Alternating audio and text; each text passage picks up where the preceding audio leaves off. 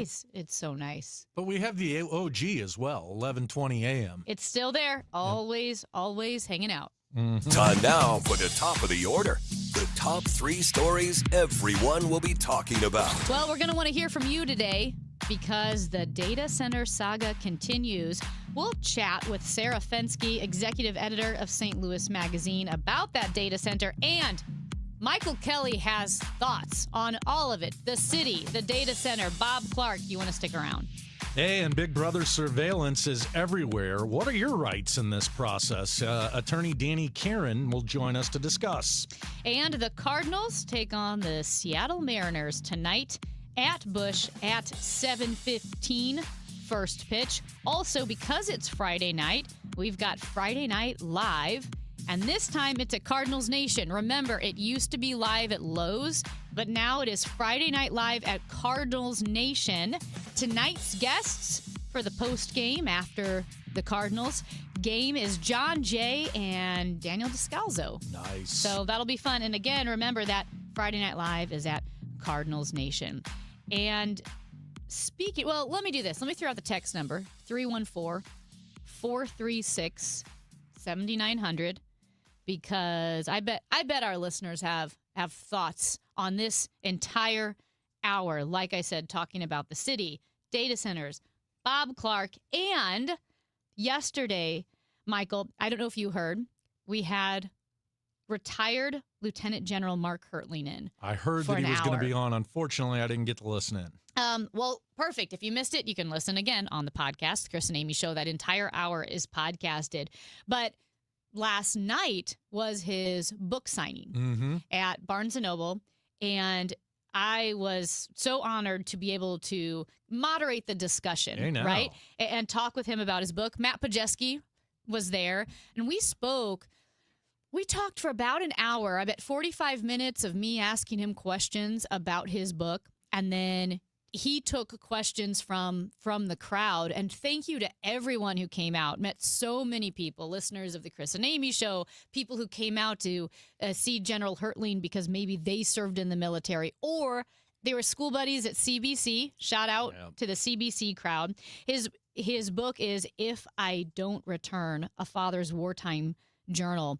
And just to set the table again, 1991, Desert Storm.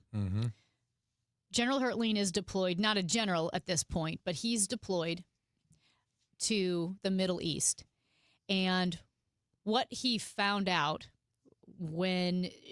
after they found out they were being deployed and they were getting ready and they were heading over there, that his unit could have expected 50% casualty rate. Goodness. 50%. Yeah, because at the time, Saddam Hussein's military was the 4th largest in the world. They didn't know what to expect.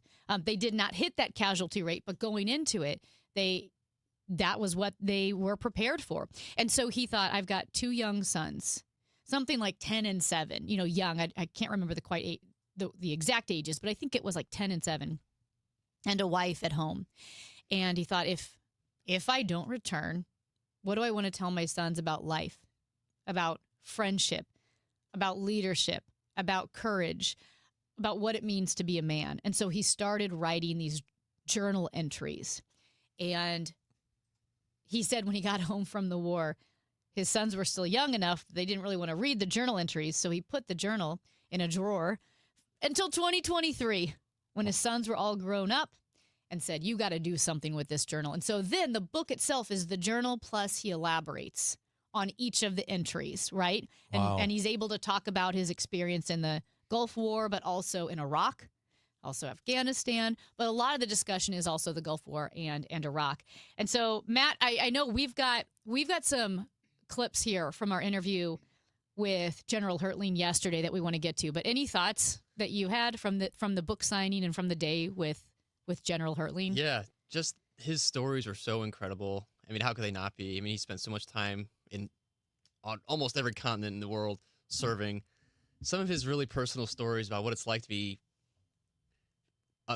not even 10 feet away from somebody and have to take them down because they are pointing a gun at you. And then to realize that although that person is the enemy, that they are still a father and a son and a husband to somebody else too. And those stories, like, just gripped my heart and just put like all of humanity into perspective. For like, we're all just humans on Earth, and we're fighting and killing each other for what reason? It's just, those stories are really emotional for me, and Yeah. I'm glad I picked up his book now. I'm starting to read it now, and it's already very touching. Yeah. Yeah.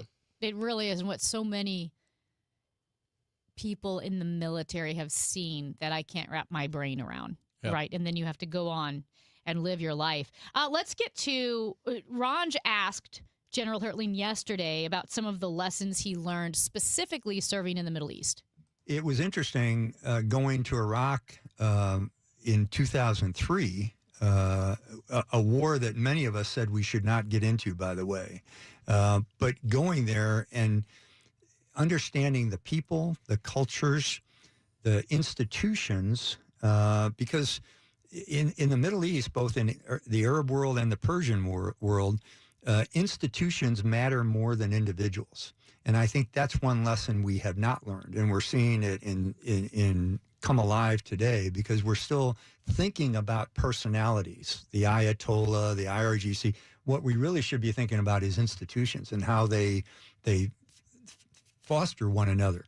But, in the Middle East, I would, in a simplistic way, say the population is all about first God, and then tribes, and then the nation, and then families. Or maybe the nation and the families are flip-flop.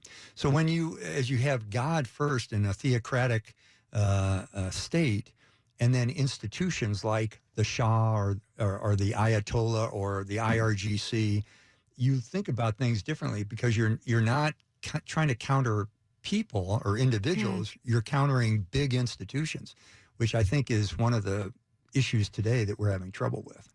Yeah, it's really interesting. It's a totally different culture, and I think a lot of times we, meaning civilians too, laymen, we look at a situation in a different country, especially the Middle East, and we look at it through a very American or Western lens, right? And we think of, we interpret what we're seeing as if, okay, well, this is how I would feel. We project our own yes, existence. But yeah. different cultures are going to have different priorities, and institutions are such a big deal, especially in the Middle East. I actually spoke with, years ago, Dr. Elizabeth Kendall. She is a senior research fellow in Arabic and Islamic studies at Oxford University.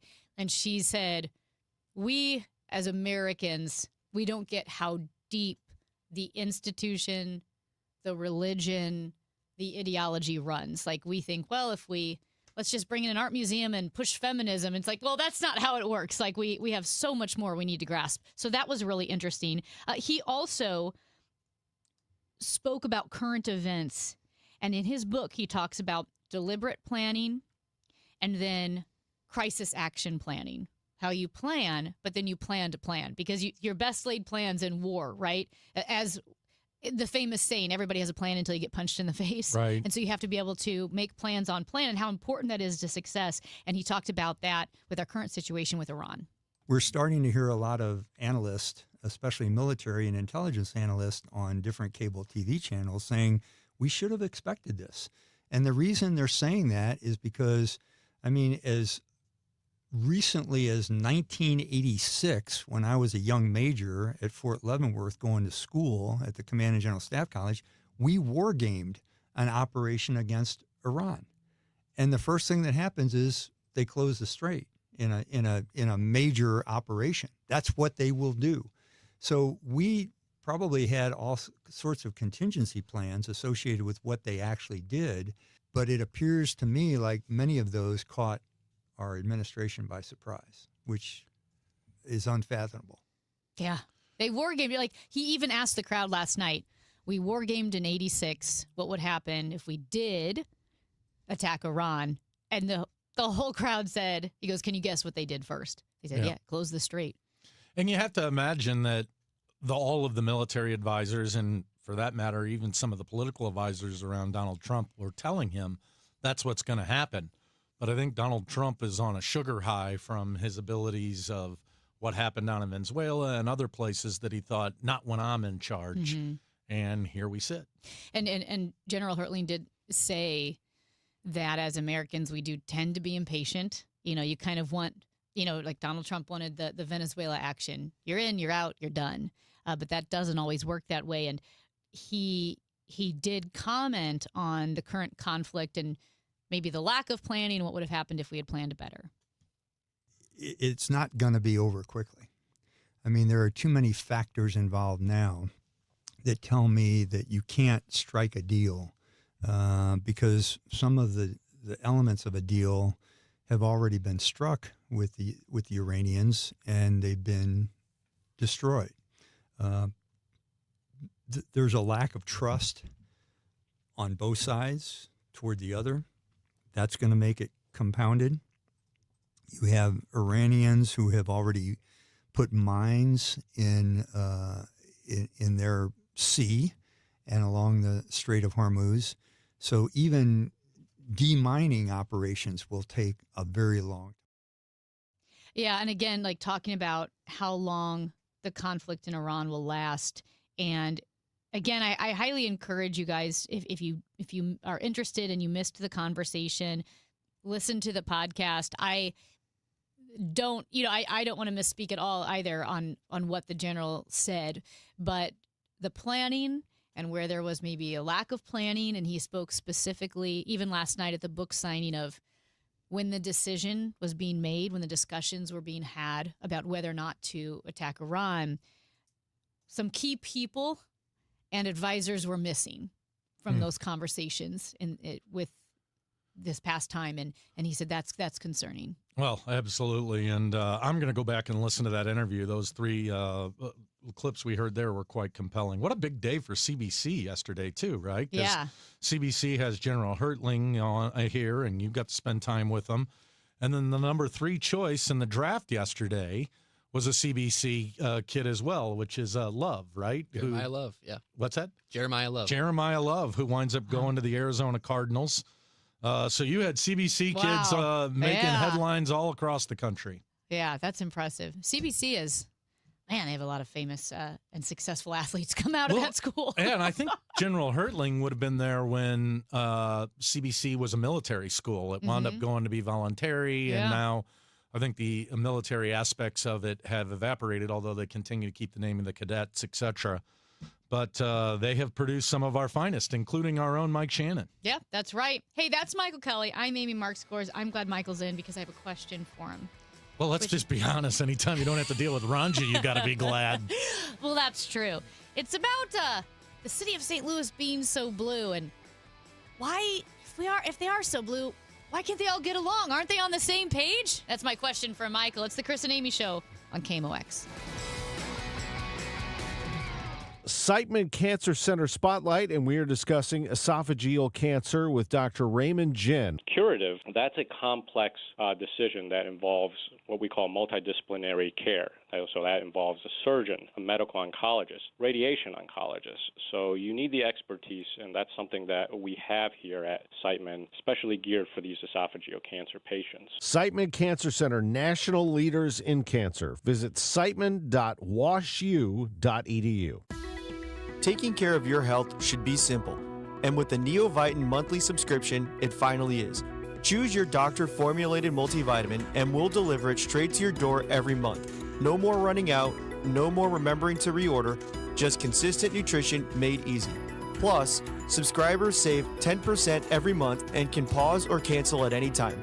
Visit neovitin.com and start your subscription today. Neovitin, trusted nutrition every day. It is not hard to destroy a college.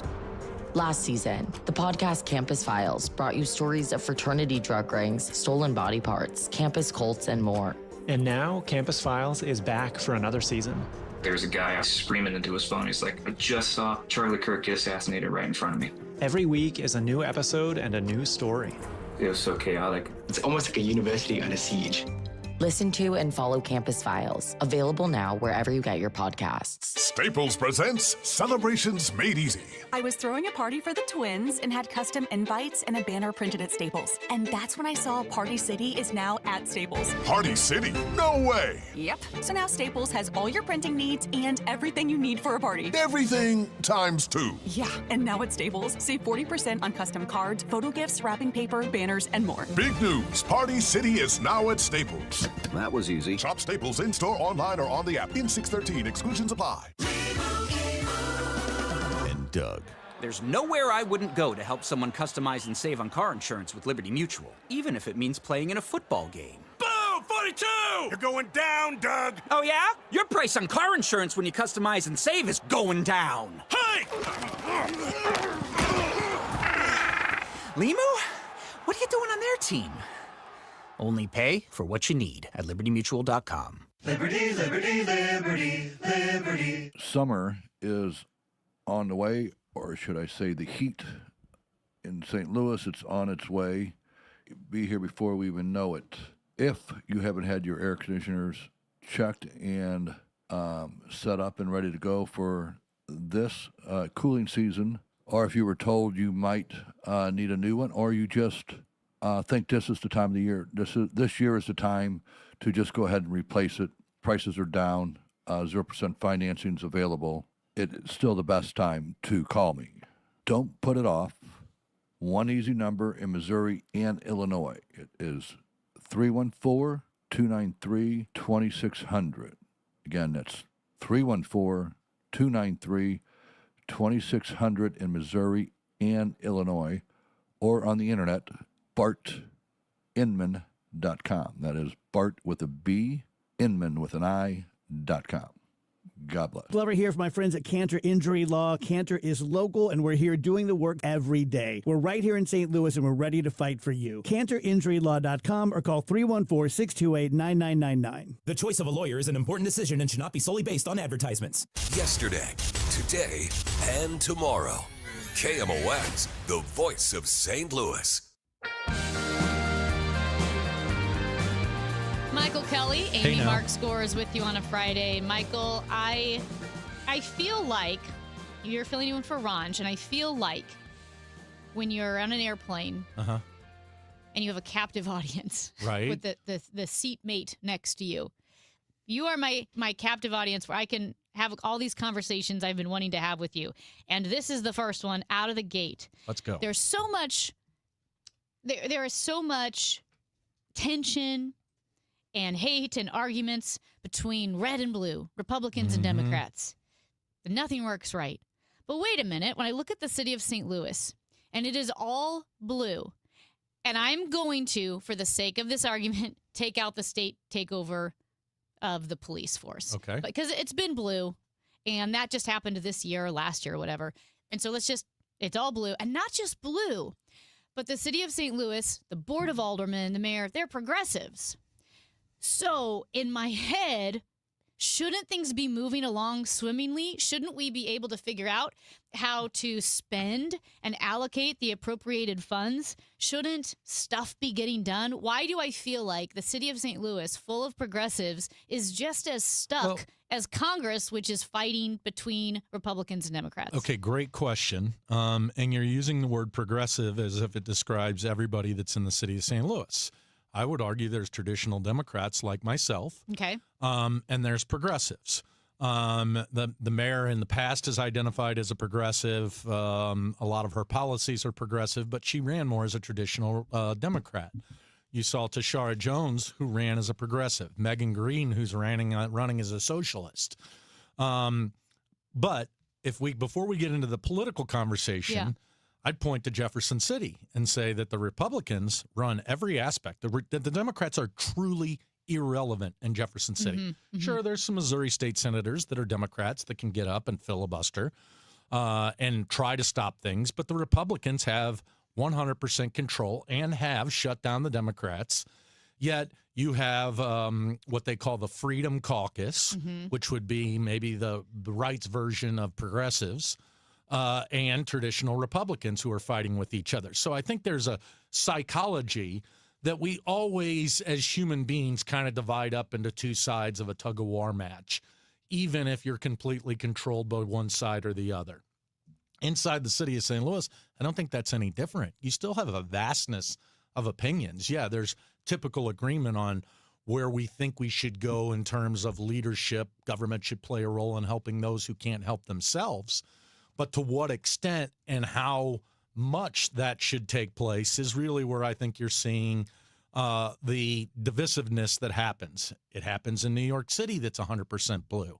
It happens in Birmingham, Alabama, where it's 100% GOP. That may not be correct, but I'm trying to point out that I think there's a human psychology that we divide up into two sides. But and just as a sticking point here, but isn't legislation getting passed in Jefferson City? Aren't Republicans kind of overall? Because like there's a lot of people complaining like, oh my gosh, we've got this red legislature. They're following the president. They're passing tons of stuff that we disagree with. I'm just speaking hypothetically here, right?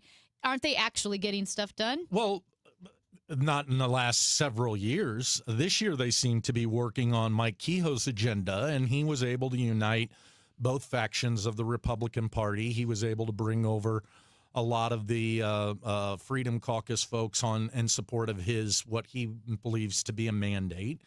But if you go back where Bill Eigel, and I mean, there was several years there where we talked about the Missouri Republicans couldn't get along with each other. They were unable to pass anything. And that's what's kind of happening somewhat in the Democratic Party here in the city of St. Louis. But I think there's larger, more global issues. You have a president of the Board of Aldermen who's extremely progressive, who's more interested in solving a lot of issues, from my perception, that have existed since the time of humanity, whether it be homelessness, and some of this type of stuff. And then you have some nuts and bolts Democrats that really want to get back to some of the basics. Let's pave the streets. Let's fix the water system. Let's find it. And so there's just going to be this natural push and pull that happens as people divide up into two sides. And you can have common interest. Heck, even in your faith, you can have common interests with somebody, but vastly different belief systems or beliefs on the way that things should get done. Look, I don't know that the city of St. Louis has been that productive in dealing with many issues, mainly because of we've federalized so much of what happens in our elections. And what I mean by that is you have state senators who are having to take, who are dealing with policies related to Israel. These are people who are going down to Jefferson City to vote on schools, roads, and the city board of aldermen had resolutions right. about Middle East Why conflicts. are they doing that? Because that's the thing that appeals to voters. And so we're federalizing nearly everything that's happening. And so when we get down to some of the nuts and bolts of whether or not there should be more money invested in the fire department or the police department or in the homeless camps or in, early childhood development, you've got that battle taking place. And I don't know that it's necessarily that traditional Democrats and progressives differ 100% on issues. So they're more splitting hairs on a lot of things than I'm for more cops and they're for less cops. My problem with progressivism is that I believe what they are pushing should be a plus on top of normalities and things that need to get done. We have a crime problem inside the city of St. Louis that we're working on. The progressives want to take a lot of that money rather than investing it in police, and as a result took away money from the police department over the last decade or so and wanted to invest it in homelessness, etc. My belief system as a traditional Democrat is progressivism should be layered on top of it. Let's not do this at the expense of crime. Let's find a way to maintain the proper amount of staffing at the police department and be able to throw money on top of it all to deal with homelessness.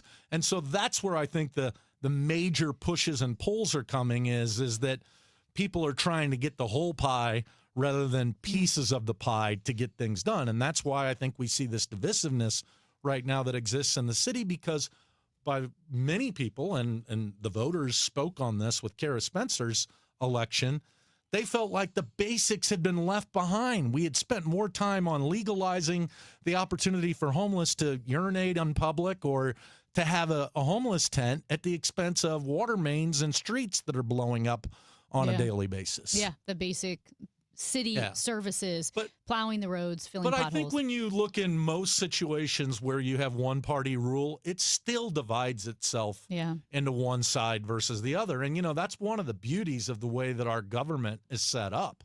John Hancock, I'll give credit to educating me on this, is that it's supposed to be a struggle so that if it's a game of tug of war, that little flag in the middle doesn't move much, that it takes broad consensus for us to move that flag. Now, nationally, things have changed dramatically with the invention of not the invention, but with the use of the executive authority and the imperialism of the president that's kind of outweighing what's supposed to happen. And as a result, we're seeing dramatic shifts both left and right as a president comes in. But if you go back to how the system is designed and what we're dealing with here inside the city of St. Louis, change and movement should be slow and incremental. I love it. Really good stuff, Michael. We're going to stay on this because speaking of money, I've got questions about the data center, Mayor Kara Spencer, Clayco's Bob Clark, and what exactly is going on because it is creating a huge kerfuffle here in the city of St. Louis. It's the Chris and Amy Show on KMOX.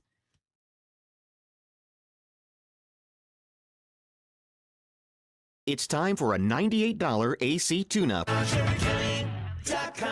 Hey guys, it's Dave from The Glover Show, trying to explain The Glover Show. So when I was a younger man, I used to go to happy hour almost every night, and I loved it. And I've always thought of my show as being like happy hour. It's always interesting. It's often silly, but not always. There are real things to talk about amongst friends, politics, and personal things. So that's what it is, really. It's happy hour for thousands of us every day between 1 p.m. and 5 p.m., and I hope you'll tune in and join the happy hour. Giddy up! It's the Cardinal Cowboy. Is your garage door past its prime? Get a free repair or replacement quote from Renner Garage Door. Renner is America's oldest family-owned garage door company that serves both wholesale and retail markets. Right now, get $100 off a new garage door when you mention this ad. With trusted brands like Delden, Amar, LiftMaster, you know it's built to win. Renner's also hiring experienced techs and installers. RennerDoorSTL.com. Forward and back. RENNER, RENNER. Now, KMOX weather from the Saliga Heating and Cooling Weather Desk. Looking outside the windows, Studio B, it is cloudy. I don't think it's raining right now downtown, but we'll have storms throughout the day. 61 degrees right now, a high of 74 tonight. Clear to partly cloudy this evening, a low of 52. Weather sponsored by the Overhead Door Company of St. Louis. If you need a new garage door, this could be your lucky day. Entries are now open for the $5,000 sweepstakes at Overhead Door Company of St. Louis. A winner will be chosen at random to receive $5,000 towards new garage doors, openers, or front entry doors of their choice. Enter now at overheaddoorstlouis.com. Renewal by Andersen is the #1 window and door brand for customer service. Schedule your free inspection today. Call 877-WINDOWS. That's 877-WINDOWS. Or head to rbastl.com. This is a special alert to all Americans who own a vehicle with less than 200,000 miles with an auto warranty about to expire or with no warranty coverage at all. Due to a decline in the economy, CarShield is announcing a low-cost month-to-month vehicle protection plan that is now available to the public to save any driver out-of-pocket expenses on future auto repairs. Call now to find out how you can pay almost nothing for covered auto repairs. Yes, you heard that correctly. Pay almost nothing for covered auto repairs. An open phone line has been established for all drivers to call for a free quick quote. Call 800-478-6430 now. Drivers who are covered will not have to pay for covered repairs again. This protection plan is at an all-time low. Additionally, drivers who activate this vehicle protection today will also receive free roadside assistance, free towing, and car rental options at no additional cost. Call us for your free quick quote today. 800-478-6430. That's 800-478-6430. What do you have to lose? Call 800-478-6430. Again, 800-478-6430. Wesley Financial Group is not a law firm, and Chuck McDowell definitely not an attorney. This is Chuck. If someone talked you into buying something really silly and you want to get out of that silly little thing, my advice, get the facts. Call me and I'll send you our timeshare exit kit absolutely free. Inside, you'll learn how timeshare works and all your options for cancellation. Call Wesley now for your free exit information kit. 800-909-9696. 800-909-9696. My name is Christine, and I'm a widow. My husband, Ryan, was a healthy 34-year-old, and 3 months later, he was gone. Thankfully, he had life insurance. Ethos made it so easy. You can get a quote in seconds, apply in minutes, and get same-day coverage. 100% online, no medical exam. Life insurance didn't take away the loss, but it did give us the space to just grieve. Get your free quote at ethos.com/save. Ethos.com/save. Paid spokesperson. Time spent on application may vary. Online health questions required. Guys, Kevin Wheeler here for FanDuel Sportsbook, the official sportsbook of KMOX, and, of course, the official sportsbook of Kevin Wheeler for, I'll go at least 7 or 8 years now, and I used to have to travel to use it. Not anymore. It's been live in Missouri since the start of this year, and they are doing some great things for you. If you're a new customer looking to get in, now's a really good time because you can get in on a new customer deal. You bet $5, you can get $400 in bonus bets back if that first bet wins. Whether it's player props on your favorite stars to all the tools that you need to back them up, it's everything you need. It's all in one app, so don't miss your shot. Head to FanDuel.com/Missouri to get yourself started. Where FanDuel, of course, is official partner of the NBA. Remember, you have to be 21 or older and present in Missouri to play. If you have a gambling problem, call 1-800-GAMBLER. First online real money wager only. $5 first deposit is required. Bonus issued as non-withdrawable bonus bets that expire 7 days after receipt. Restrictions apply, and you can see all terms at sportsbook.fanduel.com. Get inside your Redbirds in the 2026 season every Tuesday at noon. It's All Access with Cardinals manager Ollie Marmol on your voice of the Cardinals, KMOX. Michael, we've talked a lot about data centers recently, and the biggest development, the scuttlebutt that's being discussed right now that has people up in arms is that the St. Louis Midtown neighborhood is moving forward with a data center project.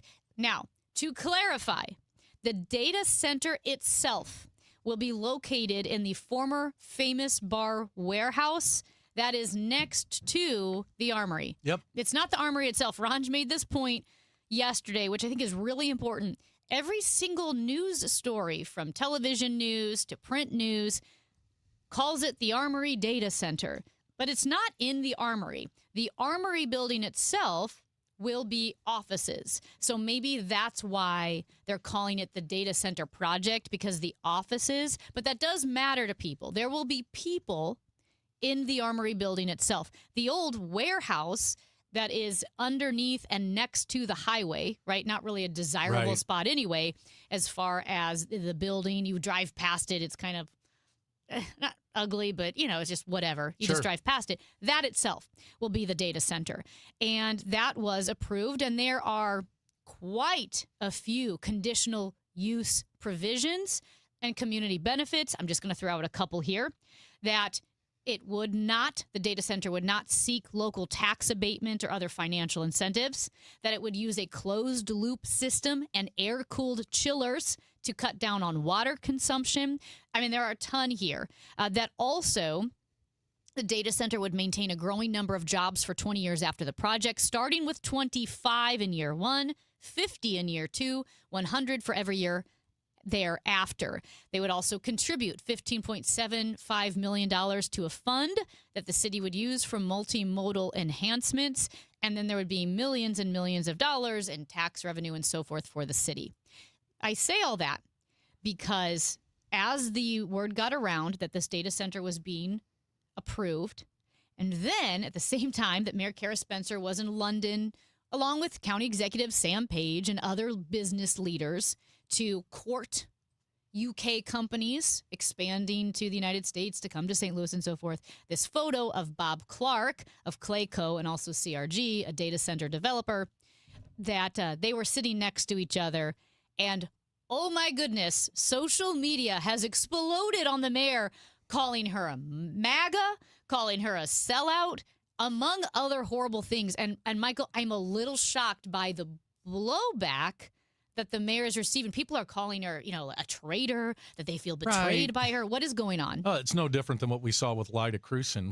By the way, have you noticed that none of that outrage seemed to exist when it came to Mayor Tashara Jones? The mayor's State of the Union or State of the State speech was interrupted this past week over failure to develop on the north side. Well, there was failure to develop on the north side in the previous 4 years. I would argue to you that a lot of the outrage as it relates to stuff outside of the data center is concocted. It truly is being put together by not-for-profit groups, money that's funding Soros-type money that comes in to do this. I know some of those people who are working who seem to find outrage whenever a what they consider to be a progressive is not there. As it relates to the data center, it's baffling to me because this is a world story. This is a national story that's kind of spilled into every aspect and every area of life. Here inside the city of St. Louis, since the day you and I have been coming into this building, right across the street from us is a 8-story data center. It's literally a building that is nothing but computers, has been operating there forever. There's no home. There's a closed-loop system, all the things that people wanted, but there was no outrage over it. Where's this outrage coming? I think it truly is media-driven nationally, because I don't understand how in a dying city like we have, Famous Bar, one of our great companies from yesteryears, warehouse had been sitting there forever. We now have a repurposing use of that building where we would actually bring revenue to the city in St. Louis. People aren't clamoring to come down here and build stuff. And this is going to put almost $500 million in 10 years into our schools and into our city coffers. It only makes sense. The criticism of Bob Clark is and the mayor is really stunning to me. Because that's what people, that picture of Bob Clark and Mayor Kara Spencer sitting next to each other is running wild. And again, it's social media. Right. I know there's a difference, but people seem mad to see them together. Let me make a defense of Bob Clark first. Here's a man who's made a living developing stuff all over the country. A homegrown business that started here in St. Louis has expanded to become one of the largest developers in the country. The bulk of his revenue, and when I say the bulk, I mean almost 100% of it, comes from outside the St. Louis area. He is a person that is trying to pull St. Louis along to realize, hey, let's not miss out on the opportunities that I'm seeing Chicago and Nashville and Kansas City and Tulsa get. Now, yes, does he have a profit motive? Sure, in the same way that Anheuser-Busch had a profit motive to sell beer. But what he is also helping do is saying, St. Louis, don't miss out on these opportunities. Other communities of smaller size and larger size are taking advantage of this stuff.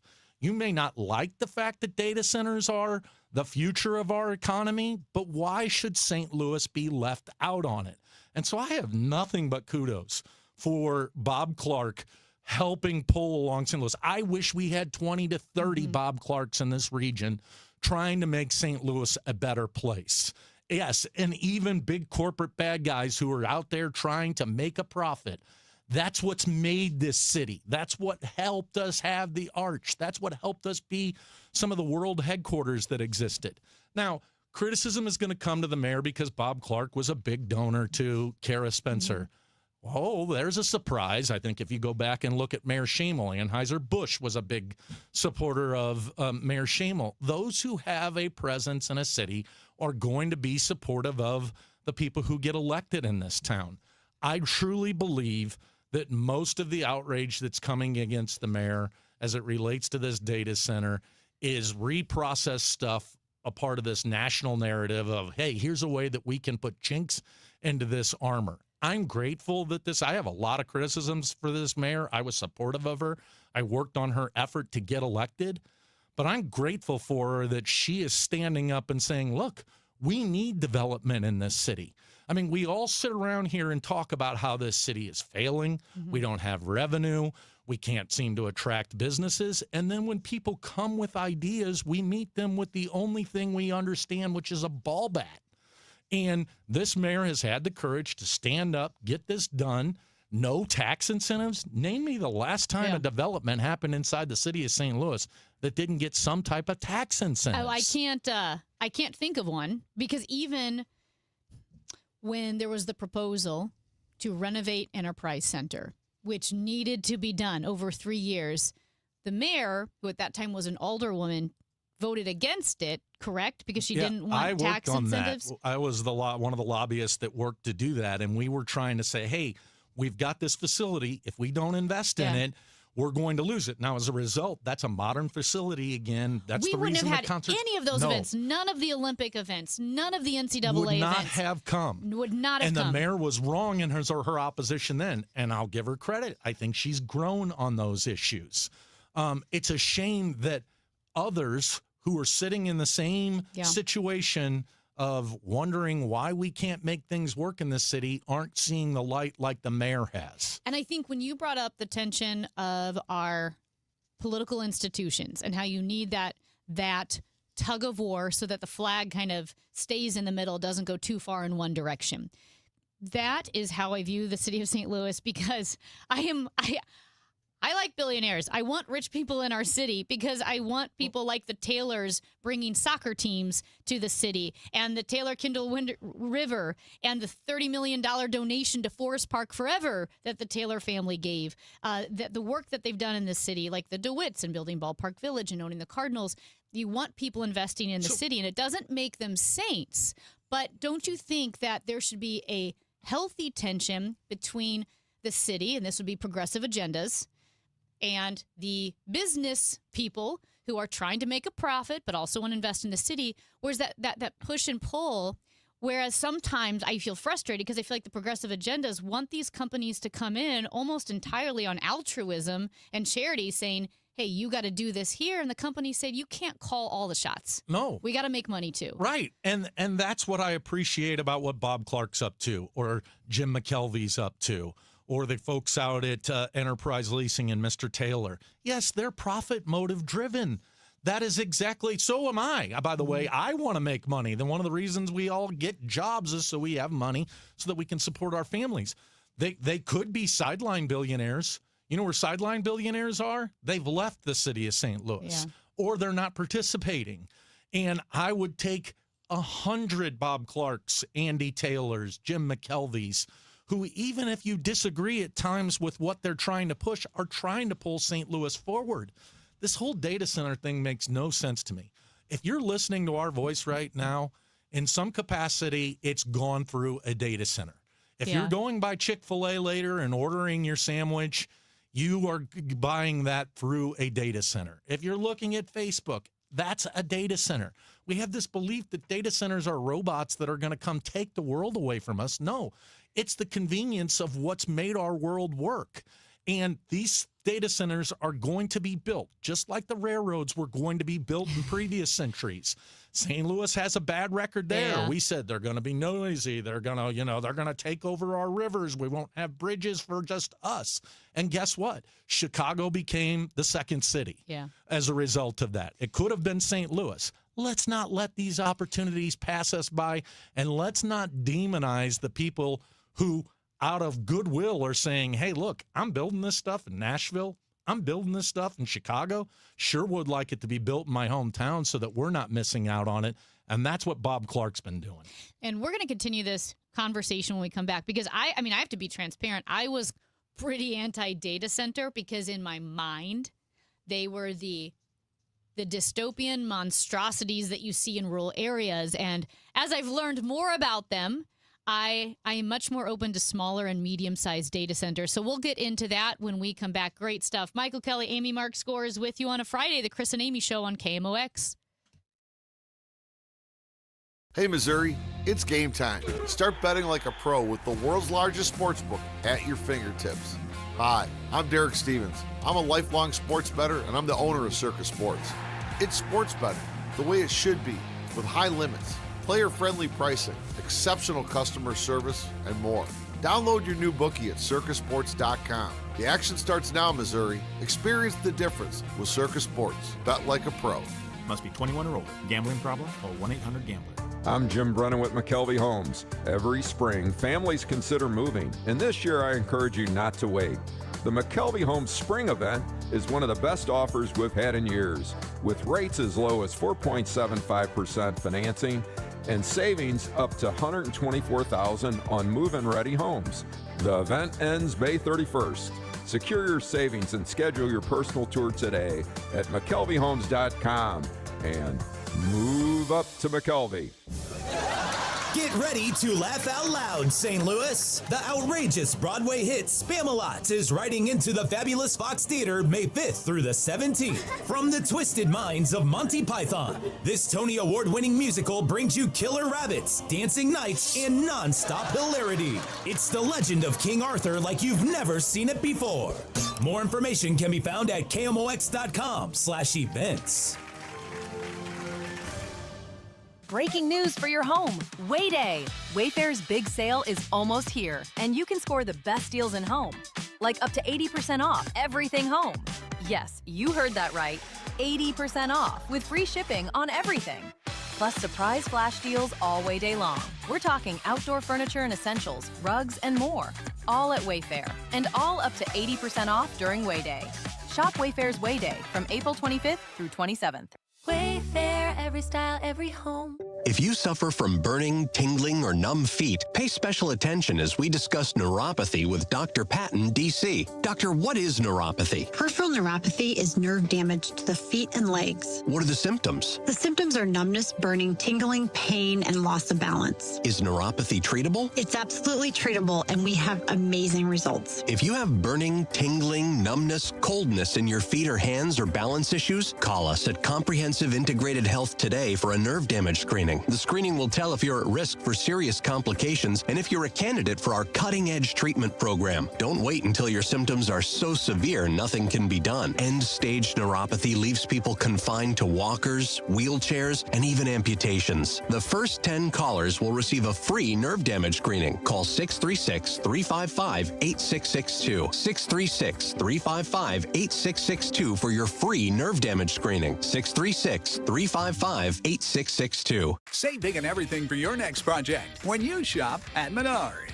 White elastomeric roof coating stops leaks and revives aged, flat roofs. It lowers roof temperature by reflecting heat from the sun, helping you save on energy costs. And it's easy to apply with a brush, roller, or sprayer. Shop our entire selection of roof coatings today on Menards.com. Plus, check our weekly flyer for all of the great deals happening now. Save big money at Menards. If you need a garage door, this could be your lucky day. Entries are open now for the $5,000 sweepstakes at Overhead Door Company of St. Louis. A winner will be chosen at random to receive $5,000 towards new garage doors, openers, or front entry doors of your choice. Deadline to enter is the end of the month to win the $5,000 sweepstakes with Overhead Door Company of St. Louis. Enter now at overheaddoorstlouis.com. You can't win if you don't enter at overheaddoorstlouis.com.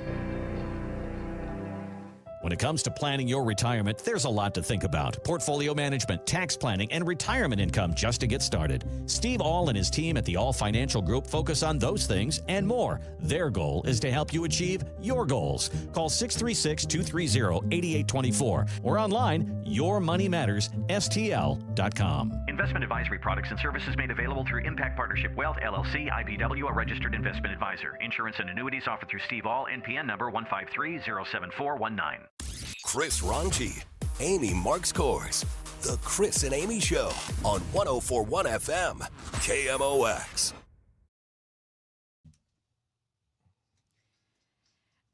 So, Michael, we were just talking about data centers, of course, but I have to be transparent. I mean, anyone who listens to the show knows that months ago, I was pretty anti-data center in the sense that it was the unknown.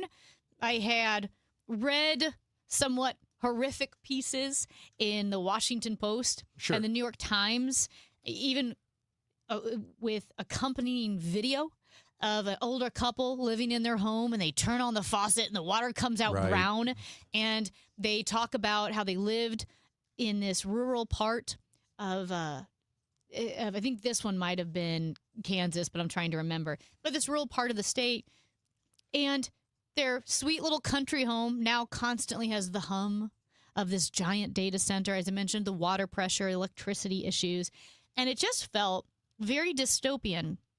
And as we've had these conversations with experts, with politicians, we talked a lot to Stephen Richer, the former Maricopa County recorder who is now an analyst and teaches, I think he's taught at Harvard now, about, well, there are small, medium, and large data centers. Not all data centers are equal. As you mentioned, we're living next to a lot of them, and we don't even know it. Even in the suburbs, you're living next to data centers. Chesterfield, O'Fallon, Winsville, folks, they're there. And so for me, it's like a case-by-case basis, and the hum of the data center that would be in the old famous bar building, that building's under a highway. No one's going to hear if there, you know what I mean? There's not going to be a hum. It's next to a highway.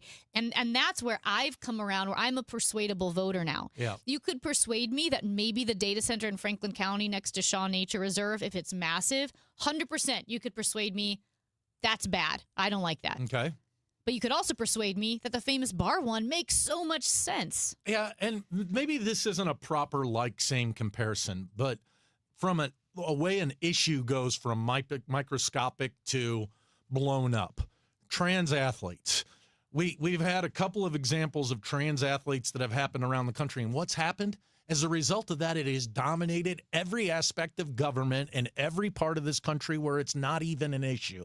Same as it relates to data centers. Now, maybe not you get where I'm saying? I do understand, a smaller issue that's affecting, if you go out to Arizona, you're going to find some of these data centers that are bigger than a county.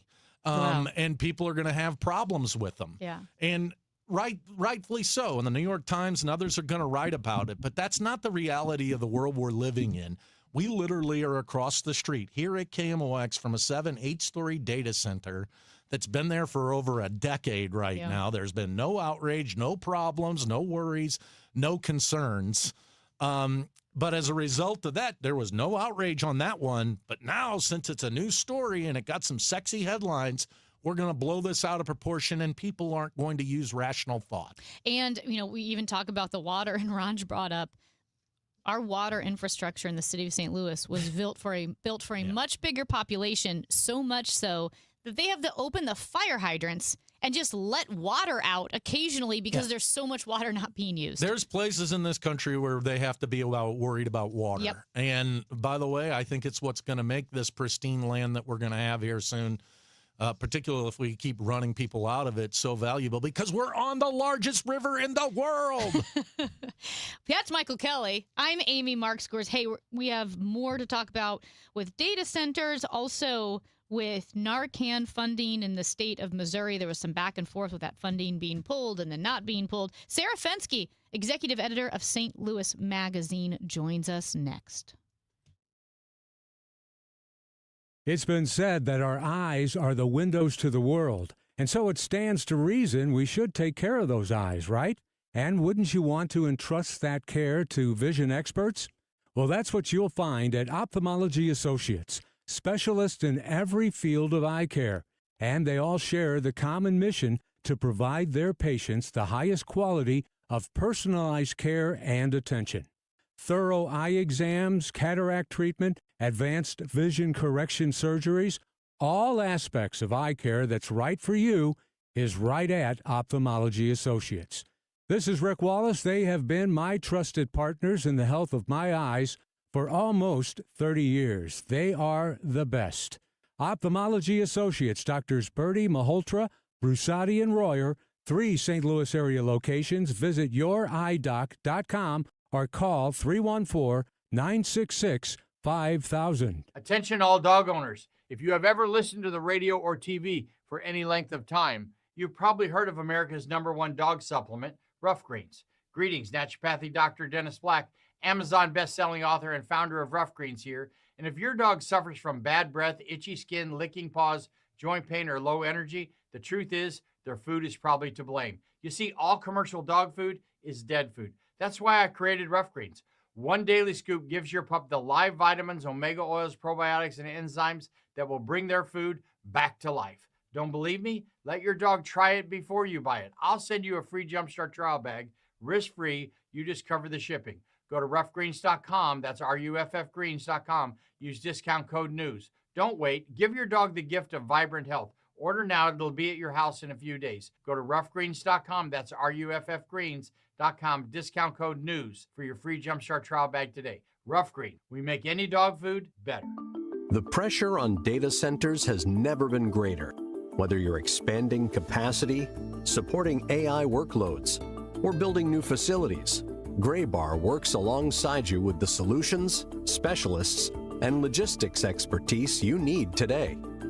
We help you power performance every step of the way, so your operation is ready now. Yep, Graybar does that. NeoVitan began with one doctor's mission to help others feel their best. After years of caring for patients, Dr. Ken Ribicki, a St. Louis physician, created NeoVitan, a line of multivitamins designed with quality, safety, and everyday wellness in mind. Each formula is made in the U.S. using the finest domestic and international ingredients to support real people living real lives. Discover the difference today with NeoVitan, available at Schnucks, Dierbergs, and neovitan.com. NeoVitan, trusted nutrition from St. Louis for St. Louis. Celebrating 100 years of informing and entertaining. KMOX AM St. Louis, KMOX FM Hazelwood, the voice of St. Louis.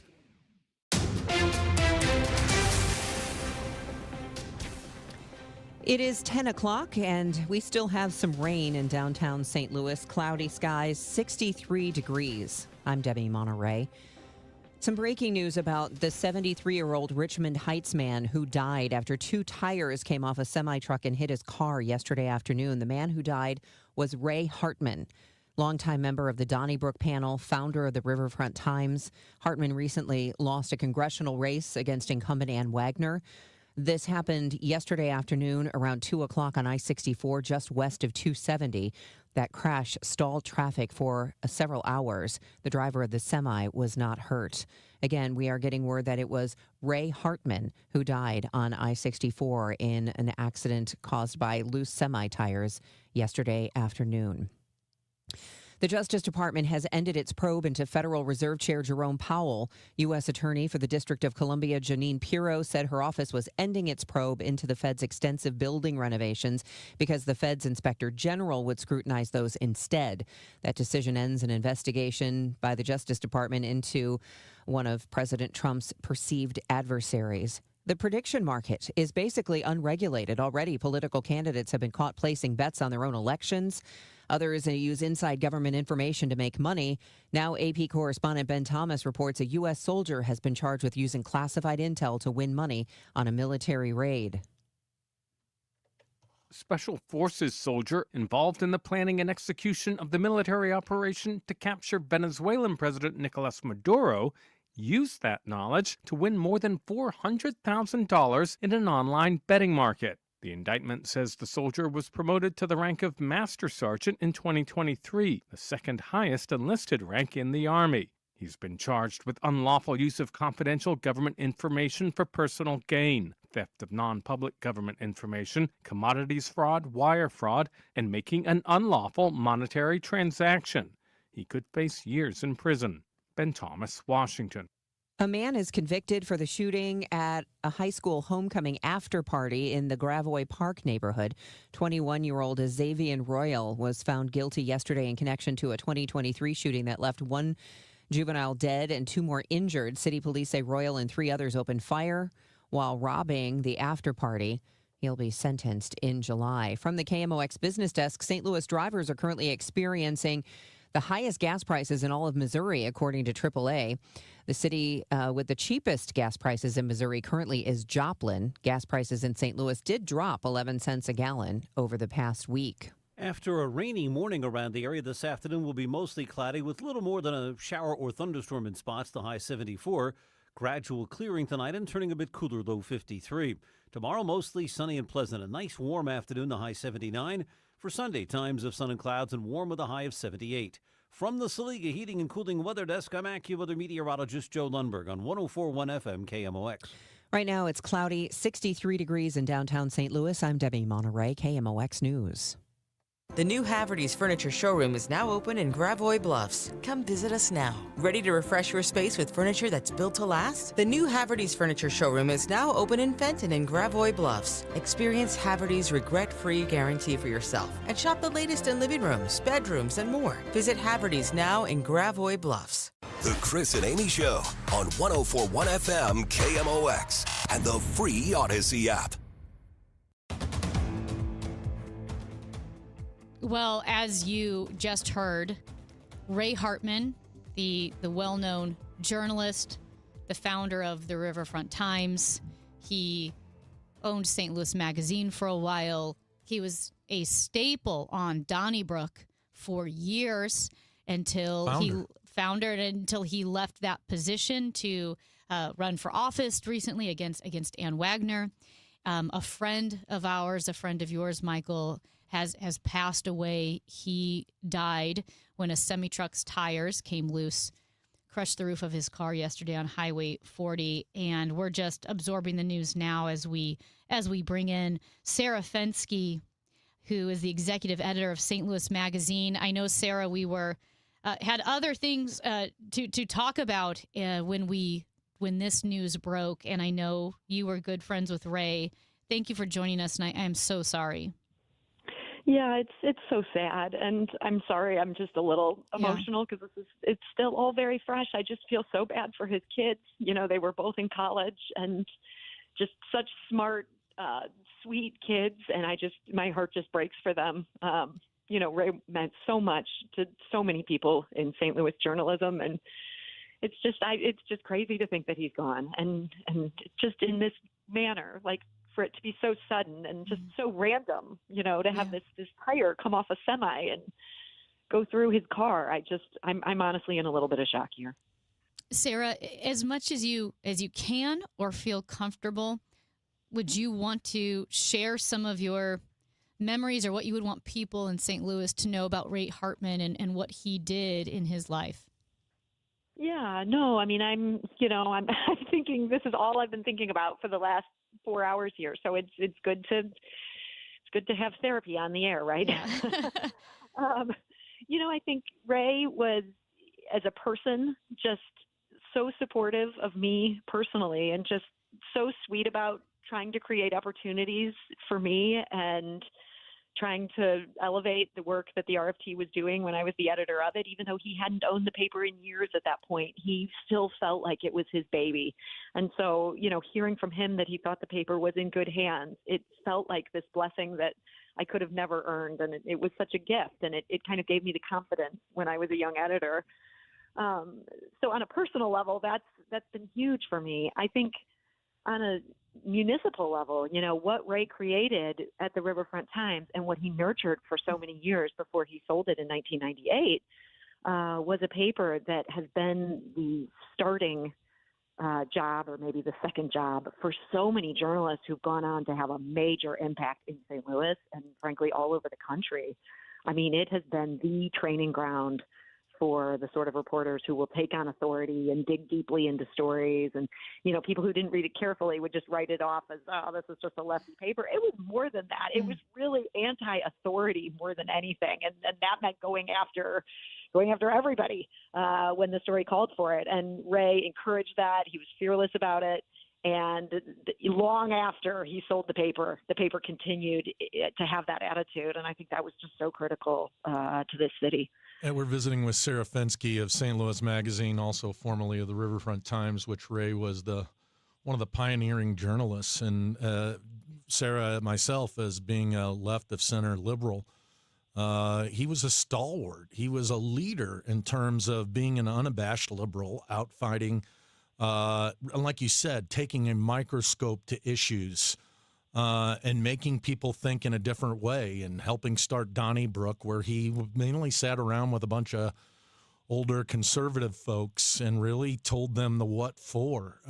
Just an absolute tragedy on a number of levels, from a family level to what he's done for local journalism, all the way up to his belief system and never backing down. It's just gutting to hear this. Yeah. And, when you say never back down, that's absolutely true. I don't know that, Ray was always going to be Ray in terms of how he felt about the Democratic Party and how he felt about various candidates. But, he really loved to engage in lively debate. And he was happy to talk to people who didn't agree with him on stuff. And that's part of, that's the ethos of Donnybrook. But he also brought that to real life. He started as a speechwriter for Kit Bond, and he was proud of that. Yeah. He felt Kit Bond was one of the good guys. And so he knew what he believed. And so he wasn't insecure about opening it up for debate. Yeah. And Sarah, you mentioned the fact that he was a big supporter of yours, but there's countless people across this city, including myself, who've gotten text messages or an email from Ray encouraging or helping or saying, stand battle, you're doing a great thing. That impact that he made in helping foster new young journalists, we benefited from that. Yeah. No, 100%. I certainly was not unique in the fact that he took an interest in what I was doing at the RFD. And, he was interested in everything that was happening in St. Louis. If he saw a good story, he wanted to weigh in on it. And, he then came back. I think one of the honors of my life was that he came back as a columnist at the RFD years after he'd sold it. And just what a treat to have his voice back in print. And man, I kind of thought when we hired him back, I thought, oh, he's going to be like, some older writers I've edited over the years where he doesn't have his fastball anymore, but we'll edit it into shape. His column just came in just clean, just perfect. The biggest problem with Ray was trying to get him to file. He would love to call and talk through what he wanted to write rather than writing. It was just, Ray, I got to get you off the phone here. You got to finish this column. But, once he finally got it on the page, it was just beautiful. And, he was a great writer beyond, what he was able to achieve as a founder and a talker. The man could write. And you guys talk about him and how he never backed down. But he was also so respectful. Sarah, you said he loved to engage in lively debate with people with whom he disagreed. And I know you guys saying, you guys being left of center, I'm right of center, right? I'm an old school conservative. And whenever I was on Donnybrook, man, I loved talking to Ray Hartman, not just on air, but also in the green room. And this actually stood out to me because a lot of people will debate, a lot of people argue. But Ray and I would talk in the green room, especially because, again, he was progressive. I'm an old school conservative.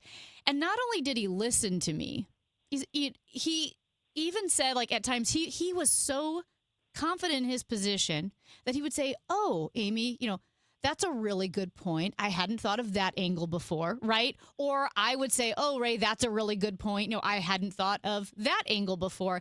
And that doesn't happen very often, to have someone validate your point or even say, oh, that's something different.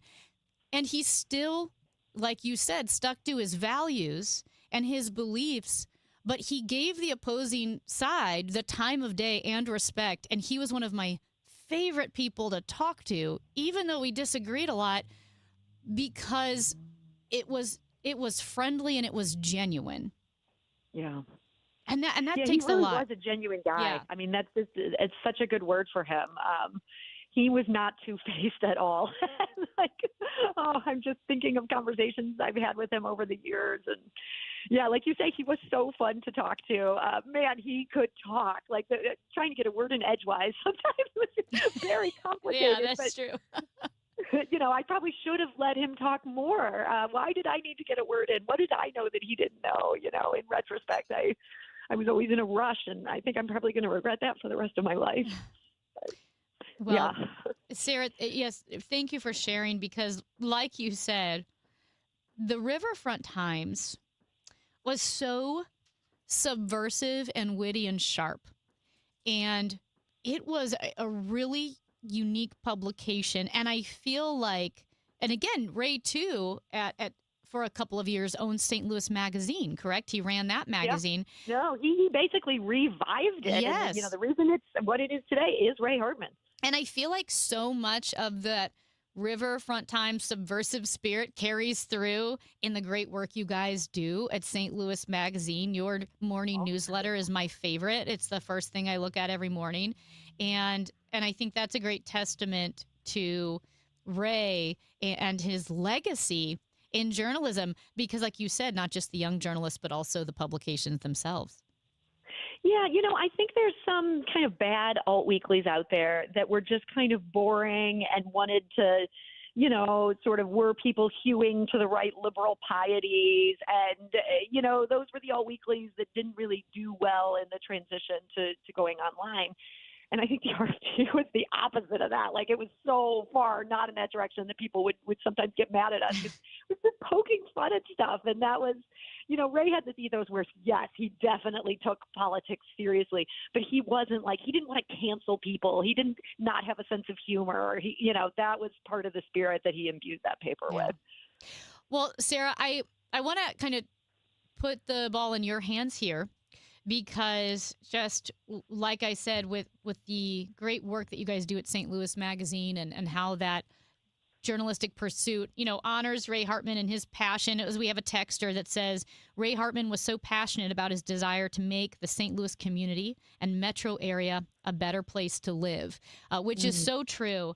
And so I want to put the ball in your hands here. Is there, whether we're talking about the stories that you have at St. Louis Magazine with like the Narcan funding or the data center, whether you want to direct people to those stories, why they might be interested, like we said, kind of in the honor of Ray wanting to make St. Louis better, or anything else you want to close out about. Any final thoughts about Ray? I certainly didn't agree on everything politically. We had some real fights about stuff.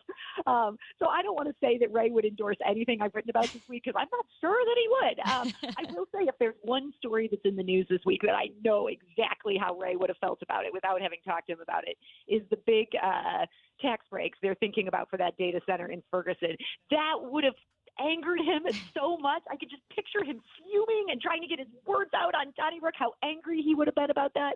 So I guess if you want to, pay tribute to Ray's life and you're on the Ferguson City Council, you should vote against those tax breaks. Well, thank you, Sarah. And again, our thoughts go out to Ray, his family, his friends, which includes you, which includes Michael Kelley, John Hancock, who's going to join us next, who was going to have lunch with Ray next week. Yeah. Well, Sarah, thank you so much. And thank you for the work you do. Thank you for joining us on this really difficult day. And we do look forward to talking to you again soon. Yeah, thanks for being my therapist this morning, Amy. I appreciate it. Well, thank you for helping St. Louis. Sarah Fenske, executive editor of St. Louis Magazine. As we said, that Ray Hartman has passed away, just an absolute legend in St. Louis media and passion for St. Louis City, for the St. Louis area, and a good friend. And like I said, someone who was so genuine in his love for the city and the spirit of debate. So our thoughts go out to him. It is the Chris and Amy Show on KMOX. I'm Piera Palazzolo, VP of Digital Marketing for the American Management Association, a company focused on the management training skills needed to enhance the careers of business professionals. We did our research when it came to the best companies for website development and chose AmericanEagle.com. And we couldn't be happier. AmericanEagle.com worked closely with us to understand the front and back end requirements needed to launch an e-commerce website that could handle the complexities of running thousands of seminars nationwide. Our robust new website and improved SEO saw immediate increases in site traffic and web revenue. If you're in need of managerial effectiveness and success, visit our website at amanet.org. If you're in need of a website that provides an unparalleled consumer experience, I highly recommend AmericanEagle.com. Transform your business today. Dial 877-WebNow1 for a free digital consultation with AmericanEagle.com. I'm John Morgan of Morgan & Morgan. One question I'm always asked is, how did you become the largest injury firm in the world with over 1,000 attorneys and $25 billion in verdicts and settlements? One way was our financial strength. Medical malpractice is the third leading cause of death in America. To prosecute a typical case costs up to $250,000 in case cost. We advance them all. Product liability cases can have similar costs with an army of lawyers on the other side.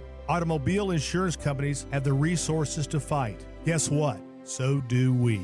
Many law firms simply may not have the financial firepower to work up your case the way you deserve. And we don't charge by the hour. No recovery, no fee. If you have a question about your case or wish to become a client, go to forthepeople.com on your mobile device or computer. 24/7. It's that easy. Morgan & Morgan. Injured? Dial pound law or visit forthepeople.com for an office near you. Rhino Shield is far superior to even the best traditional exterior house paint. Rhino Shield is 8 to 10 times thicker than paint and comes with a 25-year transferable warranty. Rhino Shield is the only ceramic coating company that has been chosen by Disney, This Old House, and 3 times on HGTV's Curb Appeal, where every episode is concentrated on unpainted brick, bonds and seals to stucco, wood, hardy, block, color lock, masonite, and more. No better product for those steel aluminum-sided homes that have become, chalky and tired looking. We coat sloped and flat roofs to extend their lives too. After 15 years, we've got a great reputation and a superior product. As long as it's affordable, why wouldn't you do it? Before you make the costly mistake of painting with traditional paint, you'd be best served to call Rhino Shield today. We are the experts and our evaluations are free. 877-25-RHINO or 877-25rhino.com. Tell them, ladies. Don't paint, don't Rhino, go Rhino Shield. Never paint your house again. Rhino Shield. At Audion Hearing, our mission is simple: to make better hearing affordable for everyone. We're proud to offer high-quality, rechargeable hearing aids starting at just $98. Clear, comfortable, and ready to use right out of the box. And here's a study worth hearing. Research shows that wearing hearing aids can reduce your risk of dementia by up to 61%. Join over 1 million happy customers and hear the difference today by going to audionhearing.com. That's AUDIEN hearing.com. Spring into deals at Lowe's and let your inner gardening guru out.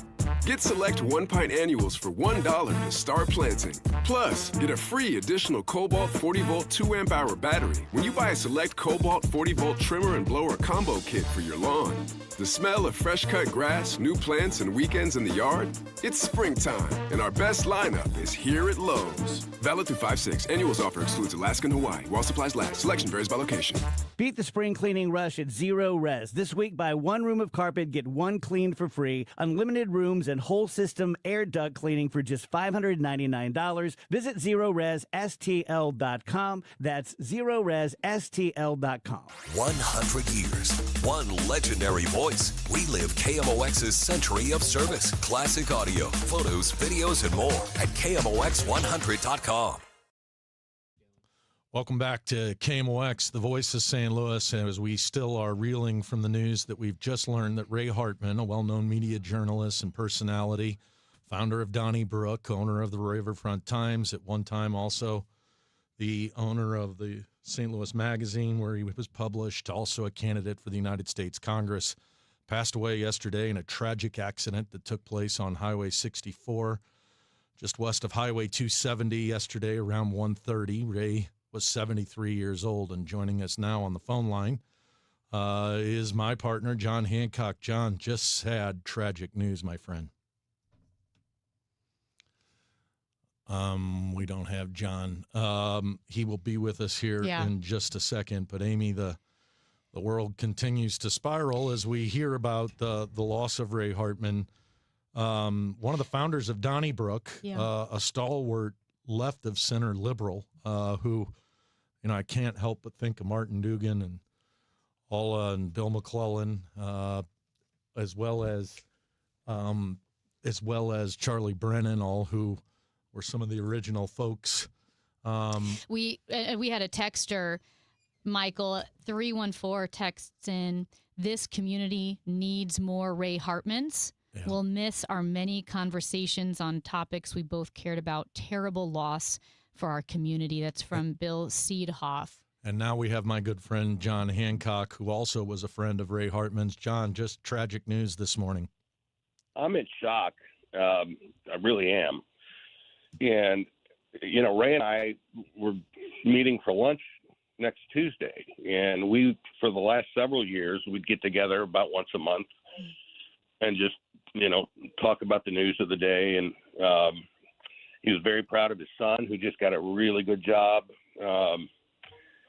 Ray was a great guy, and he began his career as a speechwriter for Kit Bond, which would probably strike many as irony. Complex man, a good man, and extremely loyal friend. Yeah, John, and obviously y'all didn't necessarily agree on much in politics. In fact, he's ran against Republicans, and you all continued to have a friendship where it showed that, Ray's heart for St. Louis went beyond his political beliefs. Yeah. And, it's a really big loss, for our community, certainly for Ray's family. And as I say, I'm in shock. I heard about the accident yesterday on KMOX as I was driving about, that there had been a fatal car accident involving a blown tire from a semi-truck. And, you hear news like that and, you think, I wonder if I know, the person. Well, in this case, I did. John, and I'm sure you can speak to this as well, that there's a lot of disagreement and yelling in politics these days. But Ray, even though he was left of center progressive, and I'm an old school conservative, as are you, I loved talking with Ray.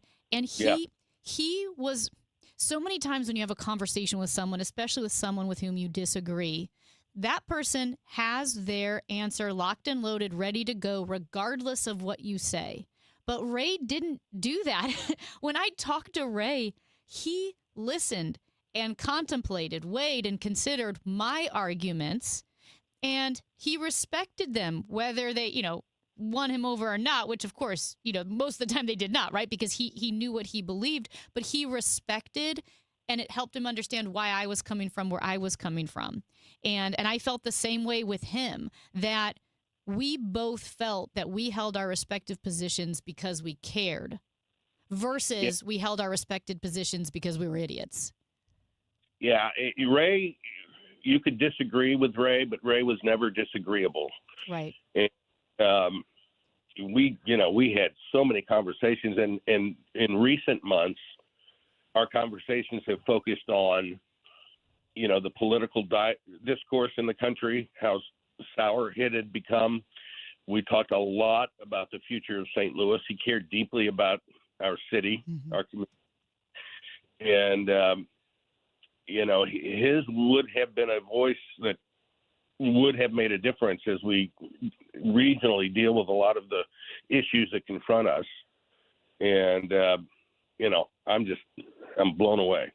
John, I had forgotten what you had said at the beginning of this conversation, that Ray had started out as a speechwriter for Kit Bond. Here was a Republican stalwart with a guy who winds up being one of the leaders of progressive and liberal journalism in St. Louis. Ray Hartman coming out of that, it kind of speaks to Ray's evolution as a human being and just his natural talent that he came out of that operation. Well, and truly gifted as a writer. There are few who can do with the written word what Ray Hartman was able to do. And most recently, he started a Substack, and I'm a subscriber. But his writing gift was immense, and he could persuade, provide humor, and cause you to sit back and think, all with the written word, which is, in today's era of social media, is kind of a lost art.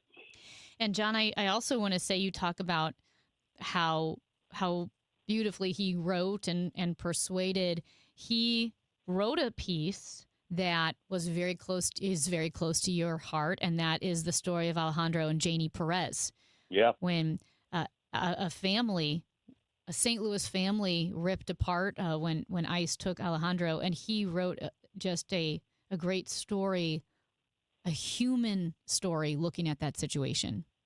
Yeah, and that piece grew out of a lunch conversation we had at Pan de Olive. And, I was sharing with him what happened, and he said, I want to write about this. And so I put him in touch with Janie, and Ray wrote a beautiful piece, and it later was republished in the Post-Dispatch on their editorial page. John, thank you so much for joining us to share your memories of Ray. I'm so sorry for the loss of a good friend, and we thank you for joining us today. It's heartbreaking. Yeah, thank Truly. you, John. And we continue to see that, Amy. We've got a couple of text messages here. The community needs more Ray Hartmans. We will miss our many conversations and topics we both cared about. Terrible loss for our community, and that's from our friend Bill Seedoff. Yeah. So many other people talking about Ray's representation of the J School at Mizzou, willing to attend high school journalism class conferences and help others learn the craft of being a journalist. I think we're going to step aside here, take a break, and then visit with our good friend Charlie Brennan. Charlie Brennan, of course, is joining us next to share his memories of and pay tribute to Ray Hartman, a legend in St. Louis journalism. You're listening to The Chris and Amy Show on KMOX. Do you ever feel like people are mumbling more than they used to? Or maybe conversations at restaurants and family gatherings have gotten harder to follow? If this sounds familiar, it might be time to learn more about your hearing. That's why we're inviting you to a special lunch and learn at the Audiology Center. This event is on April 29th for various time slots. It's a relaxed and friendly gathering where our certified audiologists will talk about hearing and hearing loss, answer your questions, and share how today's hearing aids can help you connect with the moments that matter most. Hearing loss often happens slowly, and many people don't realize how much they're missing. It's important to know how untreated hearing loss can negatively affect you in the long term. It's a no-pressure event, just good conversation and good information, and lunch is on us. Seats are limited, so please call 636-441-7470 to reserve your spot for our free lunch and learn at the Audiology Center on April 29th. Take the first step towards hearing more clearly. Hey, Missouri, it's game time. Start betting like a pro with the world's largest sportsbook at your fingertips. Hi, I'm Derek Stevens. I'm a lifelong sports bettor, and I'm the owner of Circus Sports. It's sports betting the way it should be, with high limits, player-friendly pricing, exceptional customer service, and more. Download your new bookie at circusports.com. The action starts now, Missouri. Experience the difference with Circus Sports. Bet like a pro.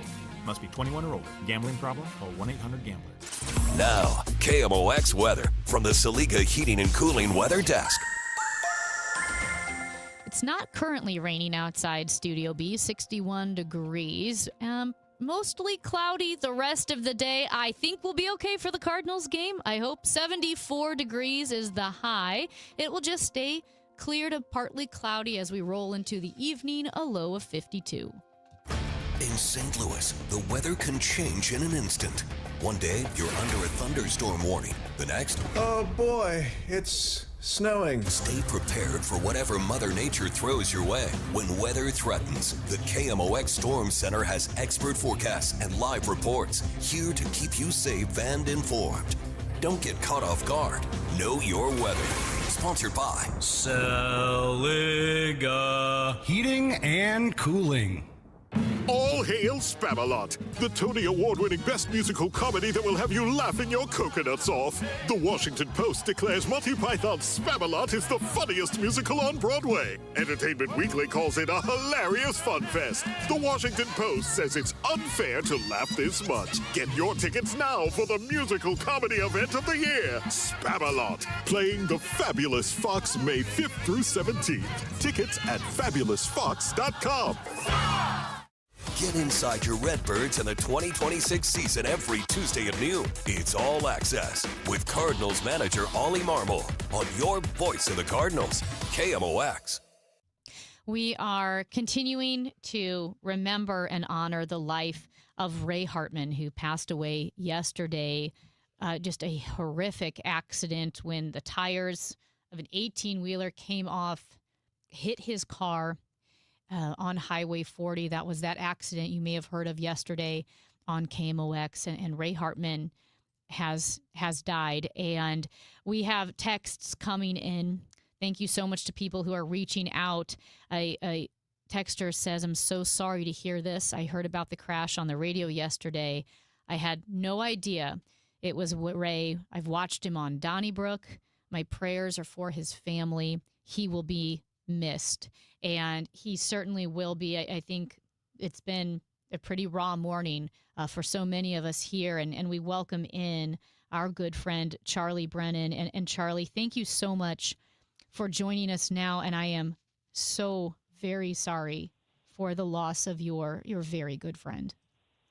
Yeah, all of our friends, Amy, and good morning, everyone. Yeah, Ray was a St. Louis institution. I mean, they're actually, I think it was Kevin Ansler who wrote a book on St. Louis characters, and Ray was in it.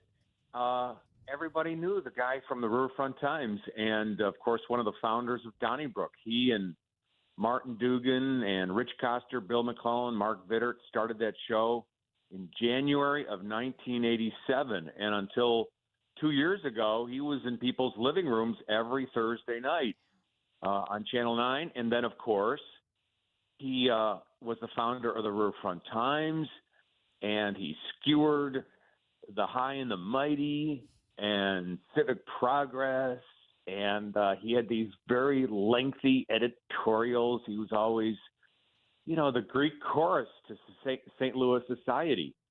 And he was also very witty. He really had a way with words, and everybody who read his columns knew that. I don't know how he did it. How did he do it, Charlie? And often, I mean, you mentioned the founders of Donnybrook. He was outnumbered in terms of his advocacy and his positions. And having been that person at times, as we all have been, sometimes you can make that personal and allow it to skew your personal relationships. But I'd say to a person, anybody who's been on the opposite side of Ray Hartman, liked him, got along with him. I think so. And, I was surprised to learn from John Lamping. He was a Republican state senator that he and Ray occasionally had lunch together. I didn't know that. I think Ray was a good buddy of Steve Ellman, the county executive in St. Charles. He was a very close friend of Martin Dugan. Now, a little history here. Martin Dugan was the editorial page editor of the Globe Democrat, which was conservative. Ray was the wacky hippie who started the Riverfront Times with all its naughty advertising. And they were really good buddies, and they even had a segment on KMOX until 1992 where the two of them they did a point counterpoint. And they would come into the station, sit down and record their stuff, but they were friendly. They were very good buddies, kind of like Hancock and Kelley. It's a rare thing. Danforth and Eagleton, people of opposite sides of the aisle who still choose to get along. And it really showed, what a great human he is. And I'll tell you a good story about Ray. When he and Carrie got married, and I don't know how many years ago this was, but they would not accept wedding gifts. All gifts had to be directed to Paraquat. I had never seen that before. I don't think I've seen it since. That's awesome. Yeah. Charlie, what memories for you just personally come to mind when you think of Ray and just interacting with him, spending time with him over the years? I'm numb right now, and I haven't really put it all in perspective yet. Yeah. But, of course, Ray was like a brother, and we were together at least once a week I started doing that show full time in the year 2000 until 2 years ago. But I was also a fill-in in the 1990s. So I first was on that show, Donnybrook, in 1992, and I actually knew him before that because I hosted shows in the evening on KMOX, and he and Martin would come in. That's how I first made his acquaintance. So I knew him pretty darn well. And what I used to always say when I was speaking to a group of the Rotary or a Chamber of Commerce, I would say, for those of you who are not familiar with Donnybrook, it's a panel discussion of Channel 9 where at 7 o'clock on Thursdays, 5 people gather around a table, and for 30 minutes, 4 of them listen to Ray Hartman. And my job was to cut them off. That guy was so intense. He wrote in length, he spoke in length, but he was thoughtful. You know, he was thinking about these issues, and he really cared about them. He wasn't Mr. Soundbite, and he didn't rely on the cliche. He always had a beautiful turn of the phrase and a clever comment. And even if you look at like his blog now, it's just full of a clever use of the English language. I will also say one thing. In later years, he was very successful, but he started off really just like with nothing. You know, he was a descendant of Holocaust survivors, and some members of his family died in the Holocaust. His dad wasn't in media. He went to Mizzou, Ray did, and I think he was the editor of the Man-Eater. And then when he started this newspaper, the Riverfront Times, the late Joe Bonwich told me that he and Ray got on the back of a pickup truck and they would drive, someone would drive them around, and they used to literally, the two of them, throw the newspaper onto the ground or fill the boxes. That's how Ray started, in the truck, delivering the free weekly newspaper, the Riverfront Times, around the greater St. Louis area. Unbelievable. Charlie, what you said about Ray wasn't a soundbite, and again, I know you, like you said, you're numb right now. It's hard to process so much emotion, and I would hope this helps, that there are so many people texting in right now with fond memories of Ray, or just appreciating his work even if they never met him. And Ron is watching on YouTube and says, Ray's conversations weren't a competition which he had to win. They were conversations to make people think more deeply about the subject. I think that's fair. I do, yeah. And boy, you know, he never stopped. He didn't turn it off, because he was always thinking about these things. I remember going to spring training in St. Petersburg. This is ancient history. Saw Ray, and over beers, he would be talking about the issues. He wasn't talking about the weather, or, the unimportant stuff. And he wasn't afraid to take on people in positions of power. Maybe that hurt him, like maybe when he was running for office, maybe he could have called on some of the high and the mighty for contributions. I'm sure a lot of them said, Ray, you're the one person I won't give money to after what you wrote about me. I can think of some of those columns. Boy, Michael, you probably saw them through the years too. Well, civic progress in particular was always a focus of his ire. And Charlie, any of us who lived through that era knows how powerful those guys were. I mean, Bob Hyland was a part of that group. You just didn't speak ill of them. Ray didn't. He threw caution to the wind. He went after them all. He sure did. Yeah, it was pretty brave, or stupid. However you want to look at it. No, you know what? Someone once said to me, and this is not going to be true of Ray, but a great journalist, a person was a great journalist when no one shows up at his funeral. But I think that Ray is going to have a lot of people at his funeral. Yeah.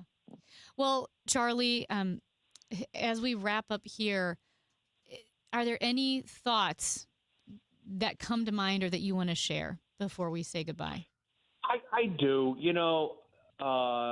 With the St. Louis Magazine that he later published and edited, and then the Riverfront Times, he did a lot of great work for St. Louis by exposing stories that otherwise wouldn't be known. And he assembled a great team of reporters. They always told me that they loved working for him. They never tried to unionize. I think they felt really good working for him. And I you'd speak to his reporters. I know a lot of them, and they would always speak well of Ray. That doesn't happen with a lot of employers. And I think through all their reporting under Ray's banner, he made St. Louis a better place. I really do. And through Donnybrook as well. Charlie, thank you. Well said. Yeah, thank you so much. He will be so missed. And again, I'm sorry for the loss of a good friend, and sorry for the pain that you're feeling right now. So thank you for joining us when I know it was very difficult. Well, thanks, Amy, and thanks, Michael. Thanks for letting me share some thoughts about Ray Hartman. Thank you, Charlie. That is Charlie Brennan. The legend, Charlie legend, Brennan. yeah. Talking about another legend, his good friend, Ray Hartman, who he usually was trying to put into a corner. Get him to shut up, Ray. That was a great line about Donnybrook. 5 people where 4 of them listened to Ray Hartman, and just an absolute legend. Thank you for spending time with us, everyone listening this morning, as we remember Ray Hartman, the legend in St. Louis journalism and storytelling. Jen Cease, you know her as the St. Louis City SC broadcaster. She will join us next, but she also used to produce for Ray Hartman, so she'll share her thoughts next. It's the Chris and Amy Ellman Show as well. And Steve Ellman, St. Charles County Executive, Republican, will also be joining us next, right after Jen, to remember Ray Hartman. It's the Chris and Amy Show on KMOX. It's time for a $98 AC tune-up. Why would life-saving care require a membership? In a real emergency, are you reaching for your wallet or your phone to call 911? And what if the member helicopter isn't the closest one? What if they don't carry blood on board? What if those differences matter? They do. Arch Air Medical Service is proud to serve Effingham and surrounding communities with life-saving air medical care. Our highly trained crews deliver advanced medicine in the air, because when seconds count, capability matters more than a card in your wallet. Plus, we're part of Air Methods, the nation's largest air medical provider. Worried about cost? Here's the truth. The No Surprises Act protects patients with private insurance from unexpected out-of-network air ambulance bills. You'll only pay your in-network copay, coinsurance, or deductible. If you have Medicare or Medicaid, similar protections apply. Providers cannot bill beyond those limits. That means no air medical membership is needed. Learn more at airmethods.com. Copays, coinsurance, and deductibles are set by insurance providers, not Air Methods. Terms and costs may vary. Contact your insurer for details. Each year in St. Louis, 10 women are recognized for volunteer leadership that changes lives. They support families, strengthen communities, and create opportunities where they're needed most. Join us Tuesday, May 19th at the Ritz-Carlton for the 2026 Women of Achievement Awards Luncheon. Celebrate their impact and be part of a tradition more than 70 years strong. Reservations available at WOASTL.org. For more information, go to KMOX.com/events. Nothing makes a gathering great like Eggland's Best Eggs. They're just so delicious with better nutrition, too. For us, it's eggs any style, as long as they're the best. Eggland's Best. Better taste, better nutrition, better eggs. Spring cleaning isn't just for your house, it's for your life. If your job is getting old, it's time to clear the clutter and spring into IT.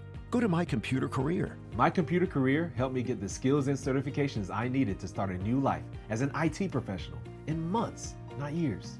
Earn the certifications that top employers are looking for right now. Visit mycomputercareer.edu and take the free career evaluation to see if it's time to spring into IT. Financial aid is available to those who qualify, including VA benefits. Wesley Financial Group is not a law firm, and Chuck McDowell, definitely not an attorney. This is Chuck. Do you feel stupid for buying a timeshare? Don't. It's not your fault. You were most likely told you could rent it, and it was a great financial investment. And the deal was available today only. If this happened to you, contact your resort or Wesley Financial Group for help today. Call Wesley now for your free exit information kit. 800-939-1441. 800-939-1441.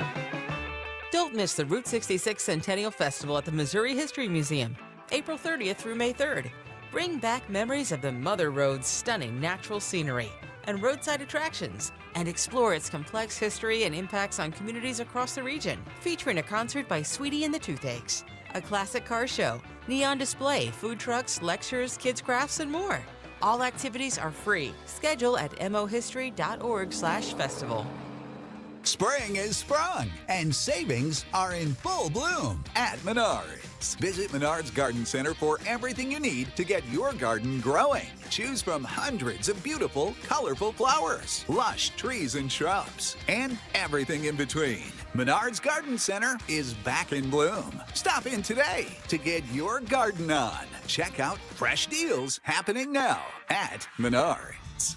Save big money at Menards. The Chris and Amy Show is video streaming now on KMOX's YouTube, X, and Facebook pages. Click and subscribe.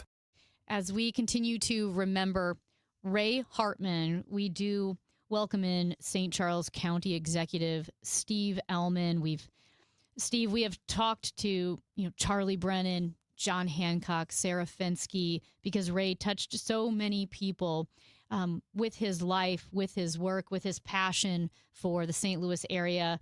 So, Steve, thank you so much for joining us now to share your memories and thoughts as we honor Ray Hartman. Well, thank you, Amy. I'm glad to be with you. I wish it was for a different discussion. It's real shock, and I'm on the road here to a meeting in Columbia. I've been listening to everyone else's comment. It's hard to find something new to say. I agree with just about everything that's been said. And I initially thought, well, maybe Ray and I were the ultimate odd couple, but you know what? I'm not sure. I think he probably had a lot of conservatives, maybe people more conservative than me, as friends. And I just thoroughly enjoyed his company and all the things that you said about having a discussion, especially two people who don't agree on that much, is absolutely correct. And I will certainly miss him. We had a beer together, I would say, maybe a month ago, and it was one of those deals. I called him up. What are you doing? Nothing. He said, well, let's meet and have a beer. And again, I don't remember what we talked about, but whatever was going on at that particular time. We're going to really miss him. Steve, when did you first meet Ray? Like, what was the reason for meeting him, and how long did you know him? Boy, I've known him for a long time. I wouldn't say we were friends until maybe 5 or 6 years ago, and I think it was actually at an event, Channel 9 fundraiser type thing, and we sat at the same table. My wife Jean and I really appreciated the discussions we had with him then, and actually Jean and I would get together with him for dinner probably a couple times a year. Again, just to let him entertain us. And I tell you one interesting story. He called me, and I assumed it was just doing background for a story he was going to do about Ann Wagner. He called and said, "What do you think of Ann Wagner?" And I said, "Oh, I love Ann Wagner." He said, "Okay, I'll call somebody else." And 2 days later, he announced that he was running against her for Congress. And, of course, we talked a lot about that, and he had questions about, how to run for office and all that. And we also had a lot of discussions after he was unsuccessful in that effort and had to decide what it was he wanted to do, the rest of his life.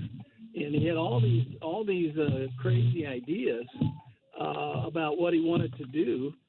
And I just said, Ray, what you do very, very, very, very well is right. You need to stay in the journalism business.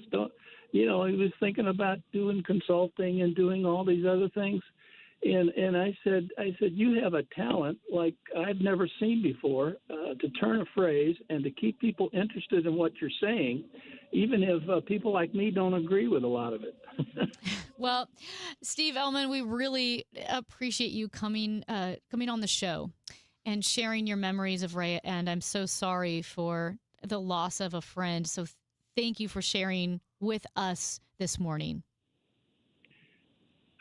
Very glad to do it, Amy, and I'm just glad to hear all the other comments about Ray, and I'm thinking about his family, and best to them. Thank you so much. That is St. Charles County Executive Steve Ellman sharing his memories of Ray Hartman. And one thing that keeps striking me, Michael, is my personal experience, which has been shared by really everyone that we've talked to that interacted with Ray, that knew him, anyone that was a friend of Ray's. And that is how genuine he was in the conversation, in the debate, that in this most heated and in a lot of ways perverse political atmosphere, both sides of the aisle say that man was genuine, he was passionate, and he loved to engage and respect even with people who disagreed with him. Yeah, and my text messages are blowing up, and, true to the script, Steve Ailman just said it right there. So many people, you thought, oh, I had this unique relationship with Ray. And that all of them were unique, but so many people had them. So many people. It's mainly conservatives who are reaching out to me saying, I had a relationship with Ray and I kept it going. Ray was kind of the godfather of the left of center media presence out there.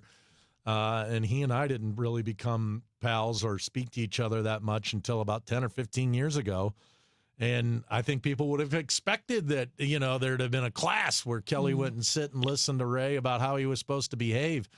And then you see that he had these unique relationships with so many people, even in the sports world. Yeah, well, and we do welcome in Jen Cease, St. Louis City SC broadcaster. And Jen, thank you for joining us, not to talk soccer today, but to honor Ray. And I did not know this, but is it correct, you used to produce for Ray? Yeah, occasionally he and this was like 2 times at KMOX ago. I'm talking one Memorial Drive when we'd air the morning where he'd do the Martin Dugan point counterpoint. We would always air that, and then there would be times that they would come in studio, or he would come in alone. And so occasionally I was the board op or the producer for the night, and got to know him a little bit. And he's exactly as everybody's describing, just what a gem. And now being an older woman, not a young woman, and the political discourse now really appreciated him and Martin Dugan, their point counterpoint. They did not agree on a lot, but they did it in such a way that I wanted to listen to both sides. And Jen, you're a broadcaster. You are in sports, and really just anytime you're in front of a microphone, there is an art to conveying your thoughts, to storytelling. And I know, from a professional side, that with Ray, man, he knew how to make an argument, and he also knew how to tell a story, whether he was in front of a microphone or he was putting pen to paper. And he did, and he was funny. He could do it.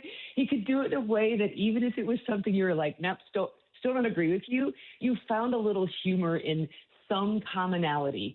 And that was, I think, was his greatest gift for me, is ability to find common ground, and when it was warranted, add a little levity to the moment, and clever, just so clever. So I feel really lucky to have been influenced by him as a young adult, and I'm so sorry for his loss now.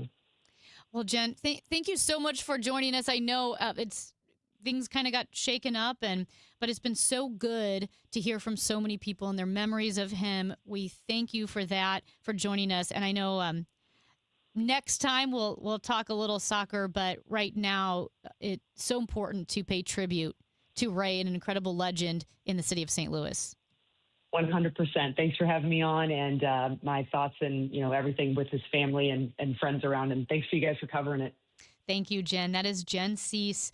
She is the St. Louis City SC broadcaster. City does host San Jose tomorrow at 7:30, so you can hear her on our sister station, Y98.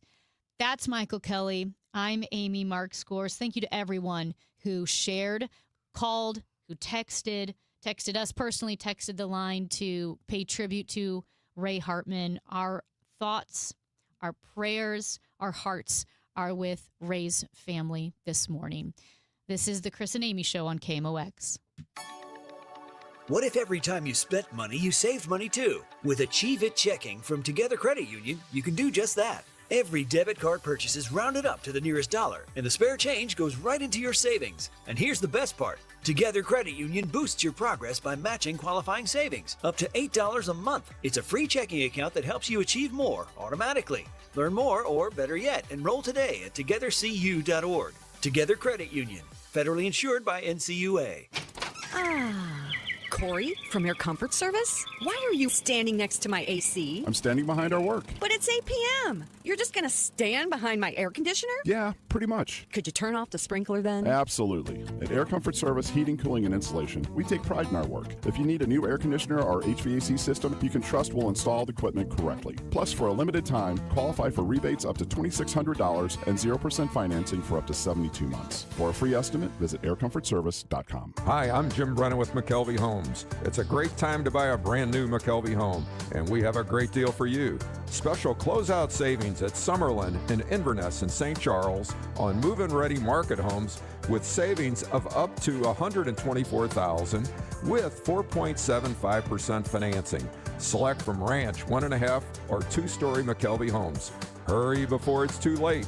Visit McKelveyhomes.com.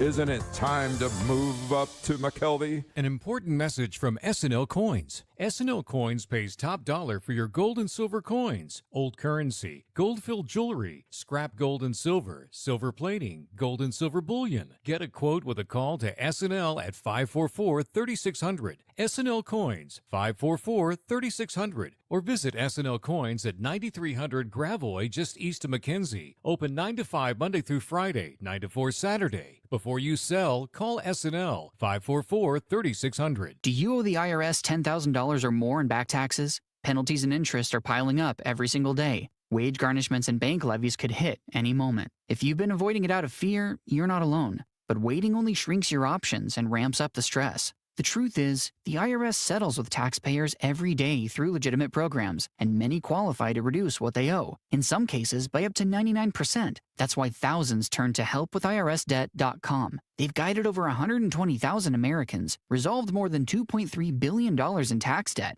and back every case with their ironclad resolution guarantee. If there's no real path forward, you get a full refund, no fine print. They even randomly select one qualifying client each year and pay off their entire IRS balance. Terms apply. Don't let another day pass. Go to helpwithirsdebt.com right now. It's fast, easy, and confidential. Find out what's possible today. Helpwithirsdebt.com. Once again, that's helpwithirsdebt.com. The trusted voice of St. Louis. KMOX AM St. Louis. KMOX FM Hazelwood. Always live on the free Odyssey app. It is 11 o'clock and we have cloudy skies in downtown St. Louis. It is 65 degrees. I'm Debbie Monterey. One of Missouri's best-known political commentators, Ray Hartman, has died. The 73-year-old was killed yesterday when a wheel came off a semi on I-64 and struck his vehicle. Speaking with Chris and Amy today, St. Louis Magazine's executive editor Sarah Fensky describes what it was like to work with Ray. He could talk, like trying to get a word in edgewise. Sometimes it was very complicated. Yeah, that's true. You know, I probably should have let him talk more. Why did I need to get a word in? What did I know that he didn't know? You know, in retrospect, I was always in a rush, and I think I'm probably going to regret that for the rest of my life. Hartman founded the Riverfront Times in 1977, several years after graduating from Mizzou Journalism School. The alternative paper became a cultural touchstone for more than 2 decades before he sold it.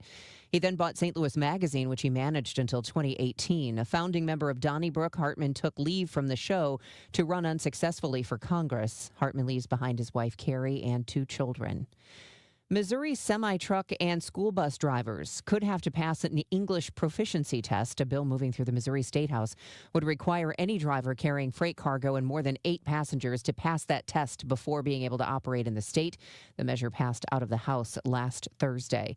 A former Boston doctor has pleaded not guilty to another 81 sexual assault charges. Rheumatologist Dr. Derek Todd was already facing 22 counts of rape and sexual assault for allegedly performing inappropriate breast and pelvic exams, often while making crude sexual remarks. Suffolk County DA Kevin Hayden. The allegations contained in these indictments outline serial sexual crimes that have little or no equivalent in the history of Suffolk County. Todd was released without bail and ordered not to leave Massachusetts. More than 200 of his former patients have sued him. Michael Wallace, CBS News. From the KMOX business desk, Trader Joe's is being sued by customers over their French roast low-acid whole bean coffee, which apparently has significantly less caffeine than other coffees, but it's not indicated on the packaging. The plaintiffs call that deceiving. If you're a fan of a certain sports car, you may be interested in the All Porsche Car Show on Sunday at the National Transportation Museum. The event will showcase a lineup of vehicles known for their classic design, high performance, and engineering excellence. The All Porsche Car Show is included with regular museum admission. After a wet morning across the area with rain, this afternoon will tend to dry out with lots of clouds, but little more than a spotty shower or thunderstorm, high 74. Skies will gradually clear tonight, low 53. With sunshine tomorrow, it'll become pleasantly warm for the afternoon, high 79. Partly sunny and warm Sunday, the high 78. From the Saliga Heating and Cooling Weather Desk, I'm AccuWeather meteorologist Joe Lundberg on 104.1 FM KMOX. It is mostly cloudy and 65 degrees. I'm Debbie Monterey, KMOX News. Chris Ronchi, Amy Mark scores because life is too short for boring radio. 104.1 FM KMOX.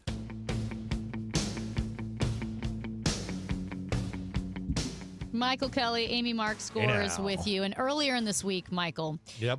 Ron and I talked about the surveillance that Knicks owner Jim Dolan has at Madison Square Garden, who also, he owns the Sphere, one of your favorite venues. He also owns Radio City Music Hall. And all three. And he has surveillance to the point that, this is a true example, a man made T-shirts that were kind of like anti-Dolan in the same way that we have T-shirts that say Kroenke sucks, right? He had nothing to do with the organization. He's just a guy. Right. And the surveillance is so specific, so advanced at Madison Square Gardens that this guy is banned from going in. He can't get in because they can trace his movements. And not only can he not get into Madison Square Gardens, he won't be allowed in the Sphere. So even if he scans his tickets and walks in, security, a little alarm will go off and security will come and they'll drag him out. At any rate, this type of surveillance that is going on at Madison Square Gardens just really strikes me as foul, but I don't know if it's illegal. And so I'm not a lawyer. We do welcome in Danny Karen, an attorney with Karen LLC, a law professor at the University of Michigan Law School and the Ohio State University. He's also the author of Your Lovable Lawyer's Guide to Legal Wellness, which I love that. Danny, thank you so much for joining us this morning. It's a pleasure to be back. Hey, guys, how you doing today? We're doing pretty well. And this level of surveillance that I'm seeing at Madison Square Gardens, I get it that it's a private ownership. When we see that they can track, for instance, there was a trans woman at a Madison Square Gardens event. I think it was a Knicks game that Jim Dolan didn't want maybe to be on camera, but you could see her movements that the ticket was scanned at this gate. Then they moved west towards this gate, used this bathroom, bought a pretzel. Danny, is this all legal level of surveillance? The trans woman situation is different from the guy wearing the T-shirt, and we'll get into that in a second. But just to pan back, the MSG venues are private property. They're open to the public, and Dolan, as owner, can set entry conditions. He can deny entry to certain folks he wants to. I mean, we've all seen those, roadside restaurants and gas stations, no shoes, no shirt, no service. I mean, you can do that. Thing is, the restrictions have to be reasonable. They can't discriminate illegally. And what's an illegal type of discrimination? Well, discrimination that focuses on the typical employment factors, such as race, color, religion, sex, which includes pregnancy, sexual orientation, gender identity, national origin, age, disability, and genetic information. See, if he's going there, that crosses over. So the woman, the trans woman, she might actually have an actionable claim. The question, of course, becomes what are her damages? Because only a couple of years ago, somebody sued Dolan in a class action on behalf of himself and other folks who entered into MSG, claiming, hey, listen, the facial recognition was illegal. It caused all of us damages. Well, the case didn't get what's called certified as a class action, meaning the switch wasn't flipped by the judge from a one-person case into a tens of thousands of person case. And I actually practice class actions. That's what I teach. And that's because in the judge's estimation, hey, listen, how do I know as a judge whether everybody was damaged, whether everybody's image was captured, whether everybody even cares? You don't know. So this woman or this man, this trans individual, to make a claim as it concerns a protected class, which this would qualify as, has to prove damages. But panning back, in terms of, hey, listen, is it creepy? Is it weird? Yeah, it's creepy and weird, but is it illegal, generally speaking? Probably not. It's so interesting because another, case, which I'm sure you heard of with Jim Dolan, is that he lost a lawsuit to this law firm. And even though he didn't have an interaction with every lawyer at the law firm, he banned every lawyer at the law firm from any of his venues. And one of the lawyers was dragged out of the sphere, scanned the ticket, goes in with his family, and he was dragged out. And yes, it feels wrong, but I guess it's his right. Since it's private property and conditional admittance. Last I checked, lawyers weren't a protected class, and if he wants to kill all the lawyers, I guess that's his prerogative. I don't like it. I don't think you like it or anybody who hears this likes it. Would it be any different if somebody were to come in without shoes and a shirt? Could he throw them out on that basis? How's that any different conceptually from being a lawyer? I guess you could make the arguments, of course, but, is it a protected class in the manner I described a second ago? No. Is it race, color, religion, sex? No, no, no, no. It's awful and creepy. If he wanted to make a claim for damages for having been embarrassed or lost a business deal, maybe he could conjure up a claim on some basis, but generally speaking, I'm still sticking with my opinion. It's not illegal. Danny, so often technology outpaces the law as we get new technologies. Do you think there are gray areas right now where surveillance is moving to a place that might eventually become illegal or be legislated? Oh, there are tons of areas, not just facial recognition, but the whole AI realm, that whole space, the law hasn't nearly caught up. The law is so slow and antiquated and slow to move and act that it takes forever. There are lots of examples where the law is kind of behind, and the way it changes is case by case, legal opinion by legal opinion, and it transforms. And there's a process and system in place called stare decisis, which is to say the law is based on other opinions that cobble together and formulate the current working version of what the law is. It's maybe restricted by jurisdiction, by topic. You make exceptions. You make arguments for why other cases don't apply to yours. But if you've got a good AI ruling out of Kansas City or out of Texas or out of somewhere and you want to use it in a St. Louis courtroom, you argue that hey, Judge, that court got it. That ought to inform you here as it concerns my AI-related or facial recognition-related case, and we ought to bump up the law to make it current with the times. That's how the process works, and it takes a long time to do. Yeah, so interesting. Technology, AI, all of that is a bit overwhelming, and I do want to pivot to something that happened recently in St. Louis, and that was our mayor, Kara Spencer, gave a State of the City address, and there were protesters at that address, and it seems that she did allow the protesters to protest for a bit. She even addressed them and said, thank you for bringing it to mind and reminding us we need to focus on this part of the city and so forth. But there were 5 protesters who were eventually arrested, and I kind of wanted to know if you could lay the groundwork at something like that, at a State of the Mayor address, because what I do know about First Amendment is that it doesn't give you the right to shout someone down to the point where, like, the mayor cannot speak at all. So what are some of the protest rules for people in that situation, especially to avoid getting arrested? The rules around protesting at a political speech like that one, they do derive mainly from the First Amendment, but you're right, they're not unlimited. If they were unlimited, I mean, you'd have bedlam. You'd have people shouting and screaming and throwing chairs and all this stuff, and that's clearly not what is allowed and permitted and encouraged. So there are reasonable restrictions. The key is that you have the right to protest, but not to disrupt certain types of events. So you can protest peacefully.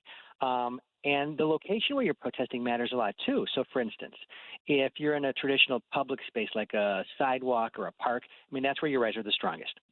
If you're in a private venue, like a rented hall, the property owner or the event organizer, they can set rules to remove you if you violate their rules. And then there's that kind of middle ground like we're talking about, a government-owned venue. They can still impose reasonable restrictions. So what are these restrictions? That's really what we're getting at. And that derives from this doctrine called time, place, and manner. The time, place, and manner doctrine and the restrictions that come from it are content neutral. They don't go to what you're saying. Content neutral limitations on free speech that's permitted under the First Amendment if they are, and here's where we get kind of like law professor-ish, because these are very specific elements you got to satisfy. The restrictions have to be narrowly tailored to serve a significant governmental interest and leave open ample alternative channels for communication. Now, I read that because that was specific. And what you'll understand as I talk about it for a second is that these regulations, they focus on how speech is delivered, such as limiting noise or parade times or locations where you demonstrate, rather than what is being said. So baked into my explanation of TPM were 4 elements, and I'm going to go through them in 2 seconds here so you understand exactly how they work rather than simply what they are, because that'll really resonate better. Yeah. The restriction has to be 1, content neutral. It cannot favor or disfavor a specific viewpoint. That totally makes sense, right? 2, they've got to be narrowly tailored, which means they can't restrict more speech than is necessary to achieve that legitimate interest, like safety or traffic flow or something like that. 3rd, the significant governmental interest must serve a substantial purpose, like safety or orderly operations of facilities, which kind of sounds like narrowly tailored because they're related. And then lastly, they got to leave alternative channels. The policy's got to leave open other methods for people to express their message. So I think a very, very specific example, just to end with this, a time restriction. You can't protest loudly in residential areas at night. A place restriction, you can't protest near school entrances or hospitals. And a manner restriction, which says, you need a permit for a large parade or something that involves loud sound trucks. Those are all completely legitimate, worthwhile, purposeful restrictions on how to speak, not what you say. That doesn't mean there aren't what you say restrictions baked into the First Amendment. There are several, like profanity, obscenity, child pornography, national security restrictions. That's not what we're talking about. We're talking about the how. And how the city implemented the restrictions here was perfectly fine. What are the consequences? So when the mayor was giving the State of the City address, these people got removed. Does the city have a right then to, I get they have a right to stop them from protesting, but do they have a right to bring charges against them as a result of that? Sure, they're breaking the law, and they did bring charges. I mean, I'm looking at the charges right now. Alexis Martin was arrested for general peace disturbance and resisting arrest. August Kelley for interfering with the police. Caleb Jackson interfering with the police. Oh, and traffic warrants. I guess he had some outstanding tickets. Inez Bordeaux, general peace disturbance, and Ms. Kilgo interfering with a police officer in the performance of duties. Yeah, I mean, you step outside the law and break a law in the process, you're getting arrested, and that's what happened here. Danny Karen, attorney with Karen LLC, law professor at University of Michigan Law School and The Ohio State University, author of Your Lovable Lawyer's Guide to Legal Wellness. I was on your website earlier, Danny. Thank you so much. This is really good, digestible legal information. We'd love to have you on again sometime. I love coming on. You guys call me anytime. Thank you. Thank you. Thank you so much, Danny. Amy, before you take us to commercial, I want to be extremely clear. I like Mr. Dolan. I like his venues. I like Madison Square Garden. I like the Sphere. Love the Sphere. I'm a big Rockettes fan at the Radio City Music Hall, and I think that, he runs a fine establishment. He's a beautiful man. Beautiful. He's a great beautiful, man. Nice. People love him. Lovely People man. are talking about him. I just want to make that clear that Michael Kelley doesn't have an issue with loves James him. Dolan. Huge fan. Good dude. Good Huge dude. fan. Keep it up, pal. I'm glad. Watch whatever you want. We made that clear. He's Michael Kelley. I'm Amy Mark Scores. I have a question for him. I have a question for you. at 314-436-7900 because I am going to the great state of Utah, and I need to know certain places should I visit or not. It's the Chris and Amy Show on KMOX. I'm Piera Palazzolo, VP of Digital Marketing for the American Management Association, a company focused on the management training skills needed to enhance the careers of business professionals. We did our research when it came to the best companies for website development and chose AmericanEagle.com. And we couldn't be happier. AmericanEagle.com worked closely with us to understand the front and back end requirements needed to launch an e-commerce website that could handle the complexities of running thousands of seminars nationwide. Our robust new website and improved SEO saw immediate increases in site traffic and web revenue. If you're in need of managerial effectiveness and success, visit our website at amanet.org. If you're in need of a website that provides an unparalleled consumer experience, I highly recommend AmericanEagle.com.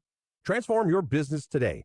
Dial 877-WEB-NOW-1 for a free digital consultation with AmericanEagle.com. How was your break? It was great until I stopped for gas. Prices have gone up almost $1 with no end in sight. I might have to start watching how much I drive. That's exactly why I use Upside. I never pay full price for gas with the free Upside app. Upside? Yes, Upside. It's the free app that gives you cash back just for buying the gas you're already buying. So, even with the rising gas prices, I'll never have to limit how much I drive. Does that actually add up to anything?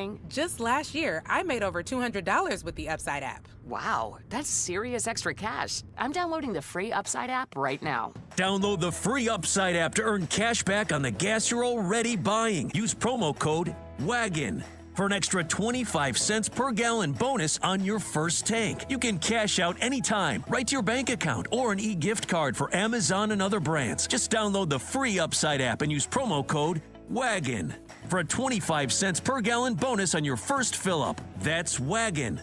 Offers vary by user and location. Go to upside.com for terms and conditions. Just a reminder to have your air conditioner checked for the summer so you don't have a mishap and it goes down in the hottest day of the year. But it's always best to have it done. Call us and we'll be more than happy to come out there and check it for you. And like always, if you're having your furnace checked by another company and you are told that this is the year you need to replace it, call me for a second opinion. The 0% interest is still available on most brands.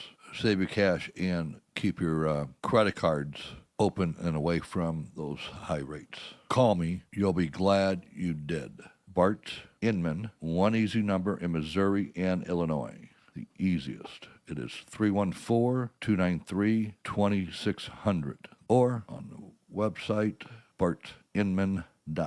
Now that's Bart with a B, Inman with an I.com. God bless. I'm Piera Palazzolo, VP of Digital Marketing for the American Management Association, a company focused on the management training skills needed to enhance the careers of business professionals. We did our research when it came to the best companies for website development and chose AmericanEagle.com. And we couldn't be happier. AmericanEagle.com worked closely with us to understand the front and back end requirements needed to launch an e-commerce website that could handle the complexities of running thousands of seminars nationwide. Our robust new website and improved SEO saw immediate increases in site traffic and web revenue. If you're in need of managerial effectiveness and success, visit our website at amanet.org. If you're in need of a website that provides an unparalleled consumer experience, I highly recommend AmericanEagle.com. Transform your business today. Dial 877-WEB-NOW-1 for a free digital consultation with AmericanEagle.com. Glover here for my friends at Cantor Injury Law. Cantor is local, and we're here doing the work every day. We're right here in St. Louis, and we're ready to fight for you. CantorInjuryLaw.com or call 314-628-9999. The choice of a lawyer is an important decision and should not be solely based on advertisements. Proudly serving St. Louis for over 100 years. KMOX, the voice of St. Louis.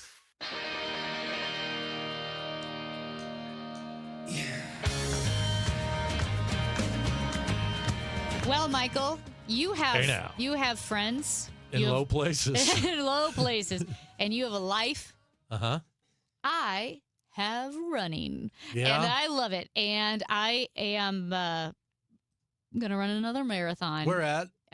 So here's the thing.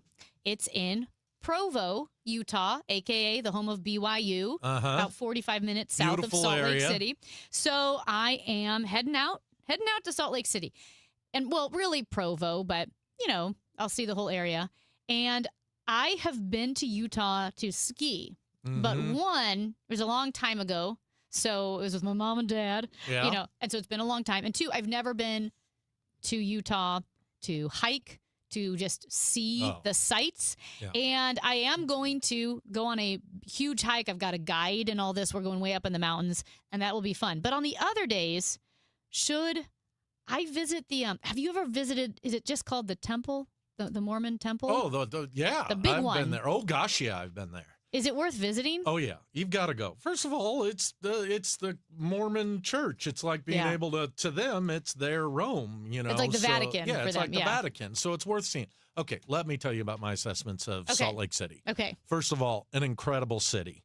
Yeah. Weird rules, right? Because Mormonism is prevalent everywhere there. They don't I don't know if this has changed, but if you were going to have a cocktail, you had to belong to a club to be able to get a cocktail because in some places alcohol had been outlawed. I think they may have evolved past that. Because I heard that they do have good coffee shops now. Probably. That's what I've heard. And they have they would have the near beer, meaning like I guess a Budweiser here is about 4 or 5% alcohol. Out there it would be like 2.8 or something. That may have changed. Okay. Second big thing I love about Utah. You land in that airport relatively inexpensively within 30 minutes, literally as long as it takes you to drive from our airport to downtown, you're in the heart of mountain country, being able to go and, ski, hike. You go to Denver, you're an hour and a half, 2 hours really. From getting to the parts that the outdoorsy stuff. Now, my experience in downtown Salt Lake City with the temple was interesting. I wanted to go see it because a lot of people are doing it. Yeah. And I happened to be there on a Sunday morning, and it's such a massive church in a relatively small downtown that people are parked a mile away. And it looks like bees coming to the hive, if you will. You'll see all these folks walking there. They all look alike. And they're all walking there. And then you get to go see certain things because there's certain parts that they allow us tourists to look at. And then you have to be a full-fledged, Mormon of certain stature to get into certain areas. But it's worth seeing. I mean, it's a spectacular piece of architecture. They have some history. Yeah. They believe in some stuff that that you'll get to learn about, and you make your own assessment on what you think about that. But I found them to be welcoming people, open people to see what they had, and I don't know. I'm excited. Well, I think you'll enjoy Salt Lake City. I have only heard great things. Right now, I'm spending most of my time in Provo, but I do at least want to spend a day in Salt Lake City, like go up into the city. And that would be, like you said, to see the temple or the art museums or whatever it may be. I've only heard spectacular things. I know Charlie Brennan loved Salt Lake City. Clean. Very, very clean. We have a texter who says Zion, like you got to go to Zion National Park. So here's the thing. The national parks are all about 3 hours or more away from Provo/Salt Lake City, which is really close most of the time, but this is like a pretty quick trip for me, right? Yep. I'm going there. I am running the marathon. I'm staying a couple days to see the area, but I'm probably not going to do a big like solo trip to the national parks. My buddy Noah and I do the big trips to the national parks, and so we are going to get to those national parks. But for me, this is going to be kind of like a quick getaway, and I'm so looking forward to doing something I never do on my trips, which is kind of be a tourist. Be a tourist. And I've never, because when Noah and I went to Switzerland, we did not go to one museum. We didn't go to a castle. We didn't do any of that. We were up in the mountains. But this time, I kind of want to be a tourist. A tourist. Yeah. My other experience with Salt Lake City, look, great cities all across our country, but we've all been in parts of a city in any place in this country where you're like, hey, man, I ought to be awfully cautious here. I should be careful. I never had that feeling in Salt Lake City. My favorite place to ski in the country, and I get it, Colorado's the mecca of skiing, etc., is a publicly owned park. It's a national park called Alta, right outside of Salt Lake City. Yep. And it gets lake effect snow, although the lake is getting smaller and smaller by the day. The Great Salt Lake, that is. And it is one of the most beautiful places I've ever been. So if you are going to be, obviously skiing's over with, but I encourage you to go check out Alta. Very steep mountains. Yeah. Very beautiful place. You know, I'm going to write that down. And this one for this trip is a little out of my price range, but the Sundance Resort is there. Been AKA, it looks, the cottages. Yep. The mountain homes and the cottages that you can rent. Like I said, I think it would work if you could split the price with some people, but just for me, it was, it was too much for me for a short trip. So I had a brush with celebrity at Sundance. Did you? I was there for the Sundance Film Festival with friends of mine. Somebody had rented a house. I was a freeloader. I was staying in the basement. I love being a freeloader. Yeah, and we wound up going to be. Sundance for lunch. And who did I see at the Sundance Resort? Robert Redford. Did you really? Who, I'm telling you, has skin like tissue paper. And what do I mean by that? When I walked up, and he was just sitting in the buffet area with the rest of us, and it wasn't a huge crowd. I walked by, and it's almost like his skin was translucent. I mean, and this man was older at the time. He was in his 70s, or I don't know. He just died recently, right? Yeah, so this is like 7-8 years ago. And it was a really cool experience to get to see him because, like, when you think of Hollywood stars, it's Clint Eastwood, it's Warren Beatty, it's Jack Nicholson. No one will ever be as cool as Robert Redford and Paul Newman, like Butch Cassidy and the Sundance Kid. Yeah.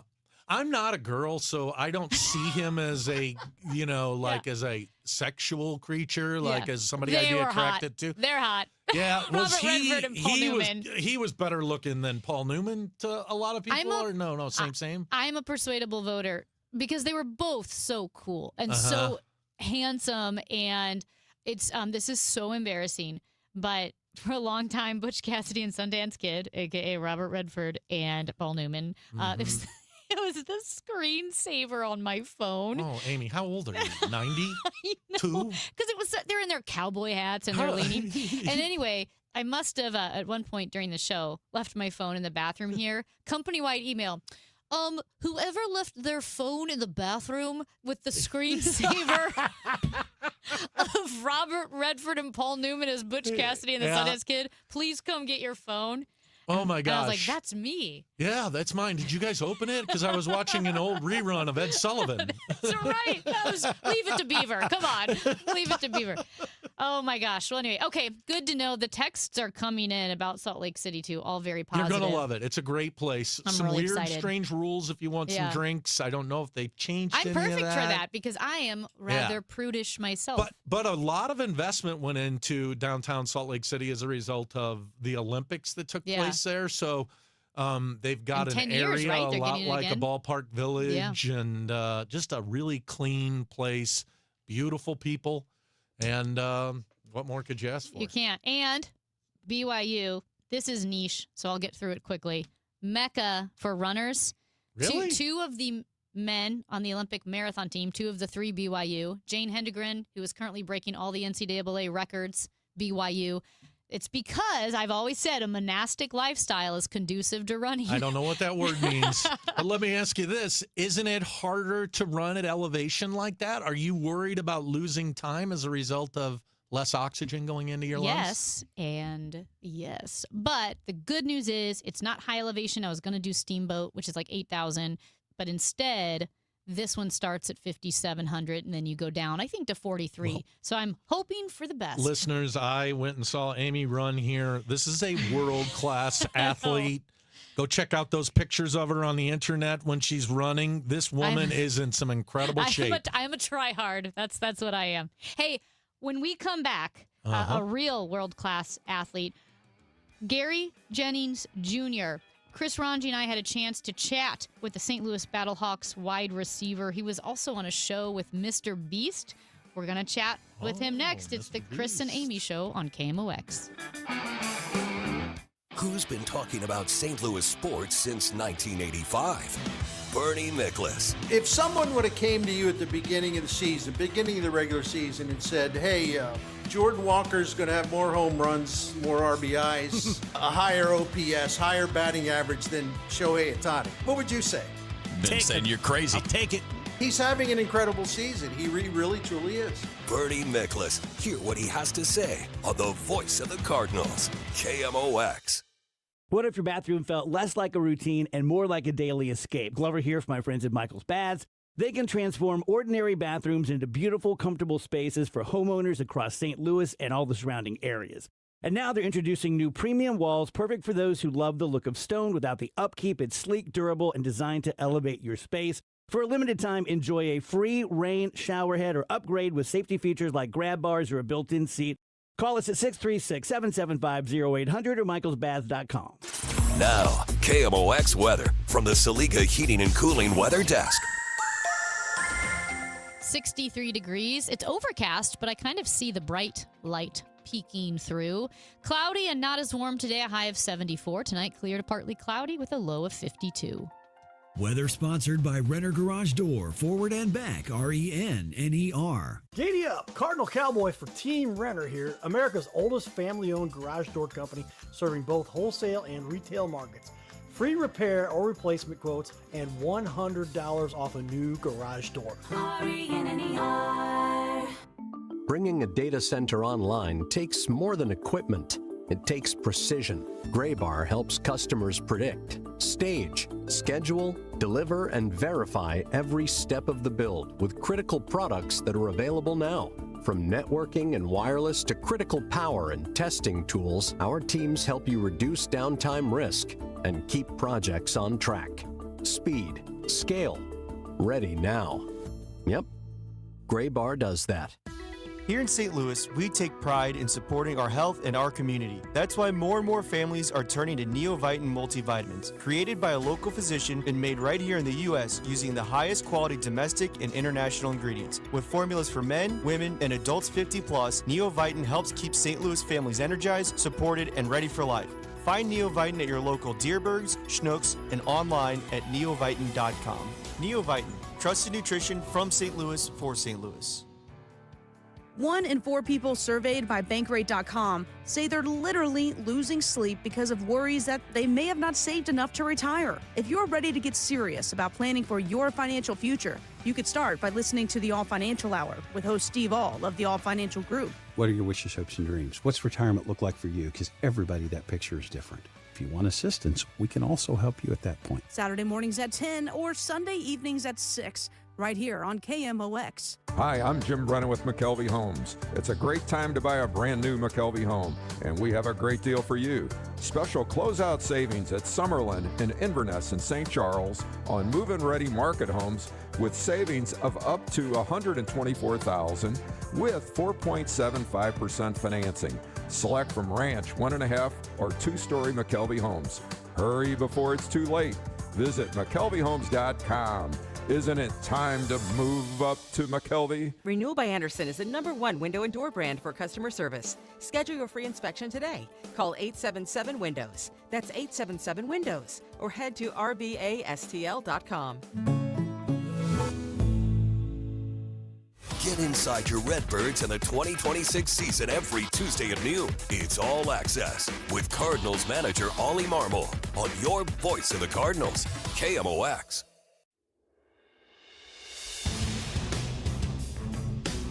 It is the Chris and Amy Show on 104.1 FM KMOX, and your St. Louis Battlehawks will play again tomorrow, 6 o'clock, and they will take on Orlando on the road. We are joined now by receiver for your Battlehawks, Gary Jennings Jr. joins us on KMOX. Good morning, Gary. How are you? Good morning. Good morning. How you doing? I'm doing good. It's right now we're about to head into this Fast Friday practice for us, so feeling good, feeling juiced, ready to go down into Foreign Orlando, and we're ready to shake some things up, man. That's what we're doing. That's awesome. Well, We've talked to a handful of Battlehawks players now, Gary, and I feel like every single one of them is ready to play, excited to play, and seems to be having a good time playing for the city of St. Louis. And every one of them has a really good time during these interviews, so pressure's on, man. No pressure at all. I can feel a nice, warm environment, and that's just really the kind of motto and the vibe of our team. We're a very high energy team. We're a very close brotherhood, and we connect well with each other. And I really think this is going to be, or that energy is what's going to push us later into this season. So we can't wait. We honestly can't wait. You know, when you guys show up in St. Louis and you play at the Dome, now this was a long time ago. I feel really old now talking about this, but, you know, it was the greatest show on turf with the St. Louis Rams in 1999. And just the players, you know, from Isaac Bruce, Azakim, Kurt Warner, just the whole litany of players that were in that Dome. Does the organization kind of talk about that? Do you guys feel that, hey, this is where we're playing? I mean, no question. I mean, our head coach was a part of that. Yeah. So, I mean, we have a firsthand account of all the greatness that was, you know, in that dome, on that field, and on that team. So he definitely, you know, imparts knowledge and just times of, you know, how that was and how that culture was. So that helps us out a lot. How often does Ricky Prohl remind you that he won a Super Bowl ring? Or the catch? Does he have a picture of the catch framed? I mean, Coach Prohl, he's a very humble guy, and he's so full of knowledge. So, but yeah, it comes. You'll know it. He's a very humble guy, though. You'll know it. Does that? I wonder about that, because sometimes athletes don't necessarily know a ton about players who played 20 years ago. Or study the game. They just know they're really good at the sport, and they play the sport, and they play it hard and play it well, but they may not necessarily know about all of that. Would you say that Battlehawks players are, I mean, is that the kind of thing that you were all conscious of when you came to this team and were playing under him? I mean, it's definitely something that has been highlighted, especially with Coach Prohl, but even before then, we're very aware of the St. Louis fan base and how just prestigious of an opportunity that it was to have a pro sports team in St. Louis. So, you know, it's something that you know, we always say that to be great at something, you have to be a student of the game and know your history about it. So, and that's something that's preached, and you have to know a lot about. What about this? Past, present. Sorry, Gary. What about this crowd? Because it's a thing that we talk about all the time, that of all the teams around the league in the UFL, St. Louis is more supportive than anybody else, and it's by a pretty wide margin. I mean, 100%. I think it's clearly the biggest home field advantage amongst all the league. It's definitely a boost in added confidence. It's a boost in energy, and they're truly a 12th man on that field. You know, I've seen on countless occasions where the opposing team's offense actually, you know, they'll get a few pre-snap penalties a game just based off of noise. So we definitely hear them. We definitely feel them every time they're there. You know, Gary, you are one of the fastest, if not the fastest player in the UFL. You had that incredible play that ended up being the play of the year as voted by fans, where you caught a fake punt and raced down the field for a touchdown. And when you were younger, were you always fast? Did you run track? Did you ever think about track instead of football? Yeah, I mean, like, I was always fast, but it's weird. I just got faster. And I think I'm still getting faster at this point now, which is even the crazy part. So we're going full steam ahead, you know, as far as this whole speed thing. Well, but as far as track is concerned, I never really finished a full season of track. I don't know. There's just something about just going around in circles that just doesn't fit me. It gets kind of monotonous at times. So, you know, I stick to the field. I stick to the field for sure. That's so impressive. How do you get faster in your late 20s? I feel like it's it's about what you put in. I mean, some of these guys, like I look at guys like Usain Bolt, like these guys are still running top speeds at the age of 31, 32. So it definitely is like it's possible to have, record-breaking speeds at, into the mid-30s or early 30s age. So, I mean, I still feel like a spring chicken. I feel like I'm 26. I kind of still say I'm 26 at times. So I think that's the key. It starts inside. I think sports fans always have this discussion of like, who are the best athletes in the world? And runners are fast, but they're good at running in a straight line or around an oval or whatever. And I feel like I've always been on the side of like a wide receiver in football, because it's not just speed, but it's agility. I mean, you can run full speed and stop at a dime, the hand-eye coordination to be able to catch, fight off a defender. And I think the other argument would be like an NBA player or whatever. Do you guys ever have that internal argument? And are you ever amazed at the athleticism of what you see on the field? I mean, no disrespect to basketball players, but as a professional wide receiver, we have so many things that we have to do during a certain play. We have to run at full speed, stop on a dime, catch the ball, have good ball skills, proprioception, get our feet in. It's not just necessarily one skill, and we're moving. We have a lot of ground to cover, and as you know, I mean, basketball, of course, these guys are very athletic, but if you're running full speed and being able to stop, that's could be a very difficult thing to do for most.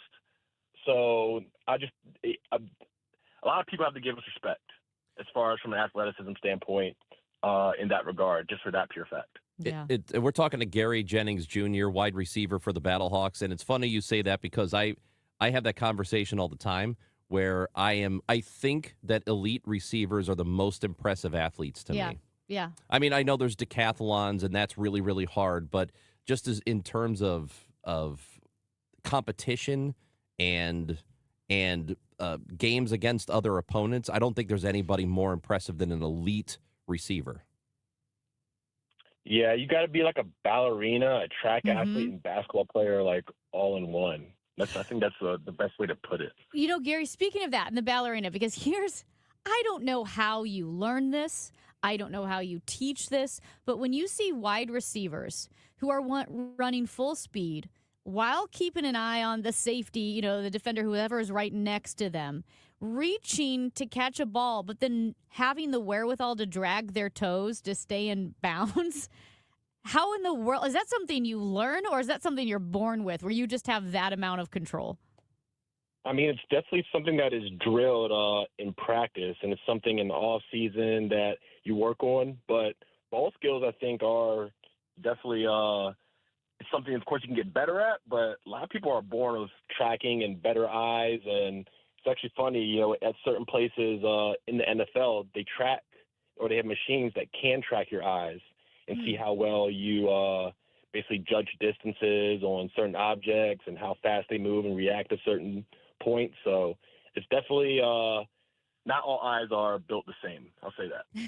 Gary, we hear, because somebody has busted you out, but we hear that you were late to training camp. I was. How dare you? What happened? I know. I was sort of stranded somewhere. I was stranded on a remote island somewhere, and it's crazy. You literally were. You were on a show called The Beast Games, which is on Amazon Prime. So it's amazing that the Battlehawks allowed you to do that, first of all. So that was great. What was that experience like for you? Well, I'll preface that it wasn't exactly Beast Games. It was a part of the Mr. Beast channel. Okay. But above all that, it's I mean, his views on basically everything are getting at least basically 200 million views. So that in itself is exciting.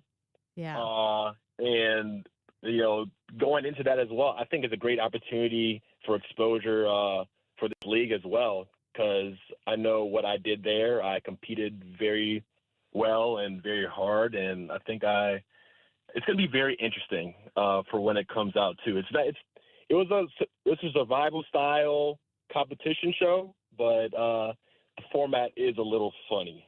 was a little funny. What's that guy like, Mr. Beast? He's a very quirky guy. It's literally like what you see. Like, he's very quirky. Like, he's actually tall, too. Dude's like 6'5", 6'6". He's very tall. Tall and lanky. Yeah, and just like, you could just tell, like, he has a certain, like, a different kind of brain. And, well, yeah. That's one way to put it. Literally anything, there really isn't much of a filter at all. Interesting. So, like, he's definitely a unique character. One of the more unique characters I've ever met, I'll say. What was funny about the setup of the survival game that you mentioned? Like, funny haha or funny uncomfortable? I mean, it was more so, at first it was a funny, like, uncomfortable. Yeah. It was a funny uncomfortable at first, like, dang, like, how did I end up here at this moment? Because it's not what I thought I was going there for. I did originally think I was going to Beast Games. And it was a much smaller pool of people. The setup, it was very interesting. It's dropping soon. Okay. And as you know, when those details come out, I can recount on more experiences from them. Okay. Well, we'll have you back on when it does come out. We'd like to talk to you about 100%. I got to ask real quick. At any point, did you think, oh my gosh, what am I doing here? I have a football career. Why am I on this island? So I'll say, due to the terrain, I didn't have a phone for a 3-week extended period of time. So no phone, no clock, no electricity, and due to the terrain and everything, my feet actually got pretty strong. I didn't wear shoes, so I was training daily. You know, and it's kind of a sneak peek, but I was training daily in sand and in water, and just I was keeping my cardio and muscle twitch up, while I was there. So it's definitely something that was on my mind daily, but I think it was very important for to be great at that competition, to be in the present moment and not think too much of what was going on in the outside world, because that could really be a detriment if you get too deep into that. Well, yeah, and it sounds super interesting, and we would like to talk to you about that once the show does drop, and when you can go into more detail about it, because that's kind of amazing. So we are looking forward to that, and we are looking forward to tomorrow's game against the Orlando team. You will be on the road for that. Gary Jennings Jr., receiver for the Battlehawks, thank you for being with us today. Thank you, guys. Have a great day. It's the Chris and Amy Show on KMOX. Spring is sprung, and savings are in full bloom at Menards. Get your backyard ready with garden tools that make every job easy. Define your landscape with durable edger blocks. Then top it off with colorful mulch that keeps weeds down and supports healthy plant growth. You'll also find a huge selection of grass seed and fertilizer to make your lawn the envy of the neighborhood. Gear up, green up, and save big at Menards. Save big money at Menards. This is Congressman Bob Onder. Americans demanded border security, and House Republicans delivered. According to the Department of Homeland Security, for 10 consecutive months, U.S. Customs and Border Protection has reported 0 illegal aliens released at the border. I'm proud to have worked with the Trump administration to secure our southern border and uphold our immigration laws, and will keep fighting to advance strong policies that protect Missourians and keep America safe. Paid for by official funds authorized by the House of Representatives. Hey Missouri, it's game time. Start betting like a pro with the world's largest sports book at your fingertips. Hi, I'm Derek Stevens. I'm a lifelong sports bettor, and I'm the owner of Circus Sports. It's sports betting the way it should be, with high limits, player-friendly pricing, exceptional customer service, and more.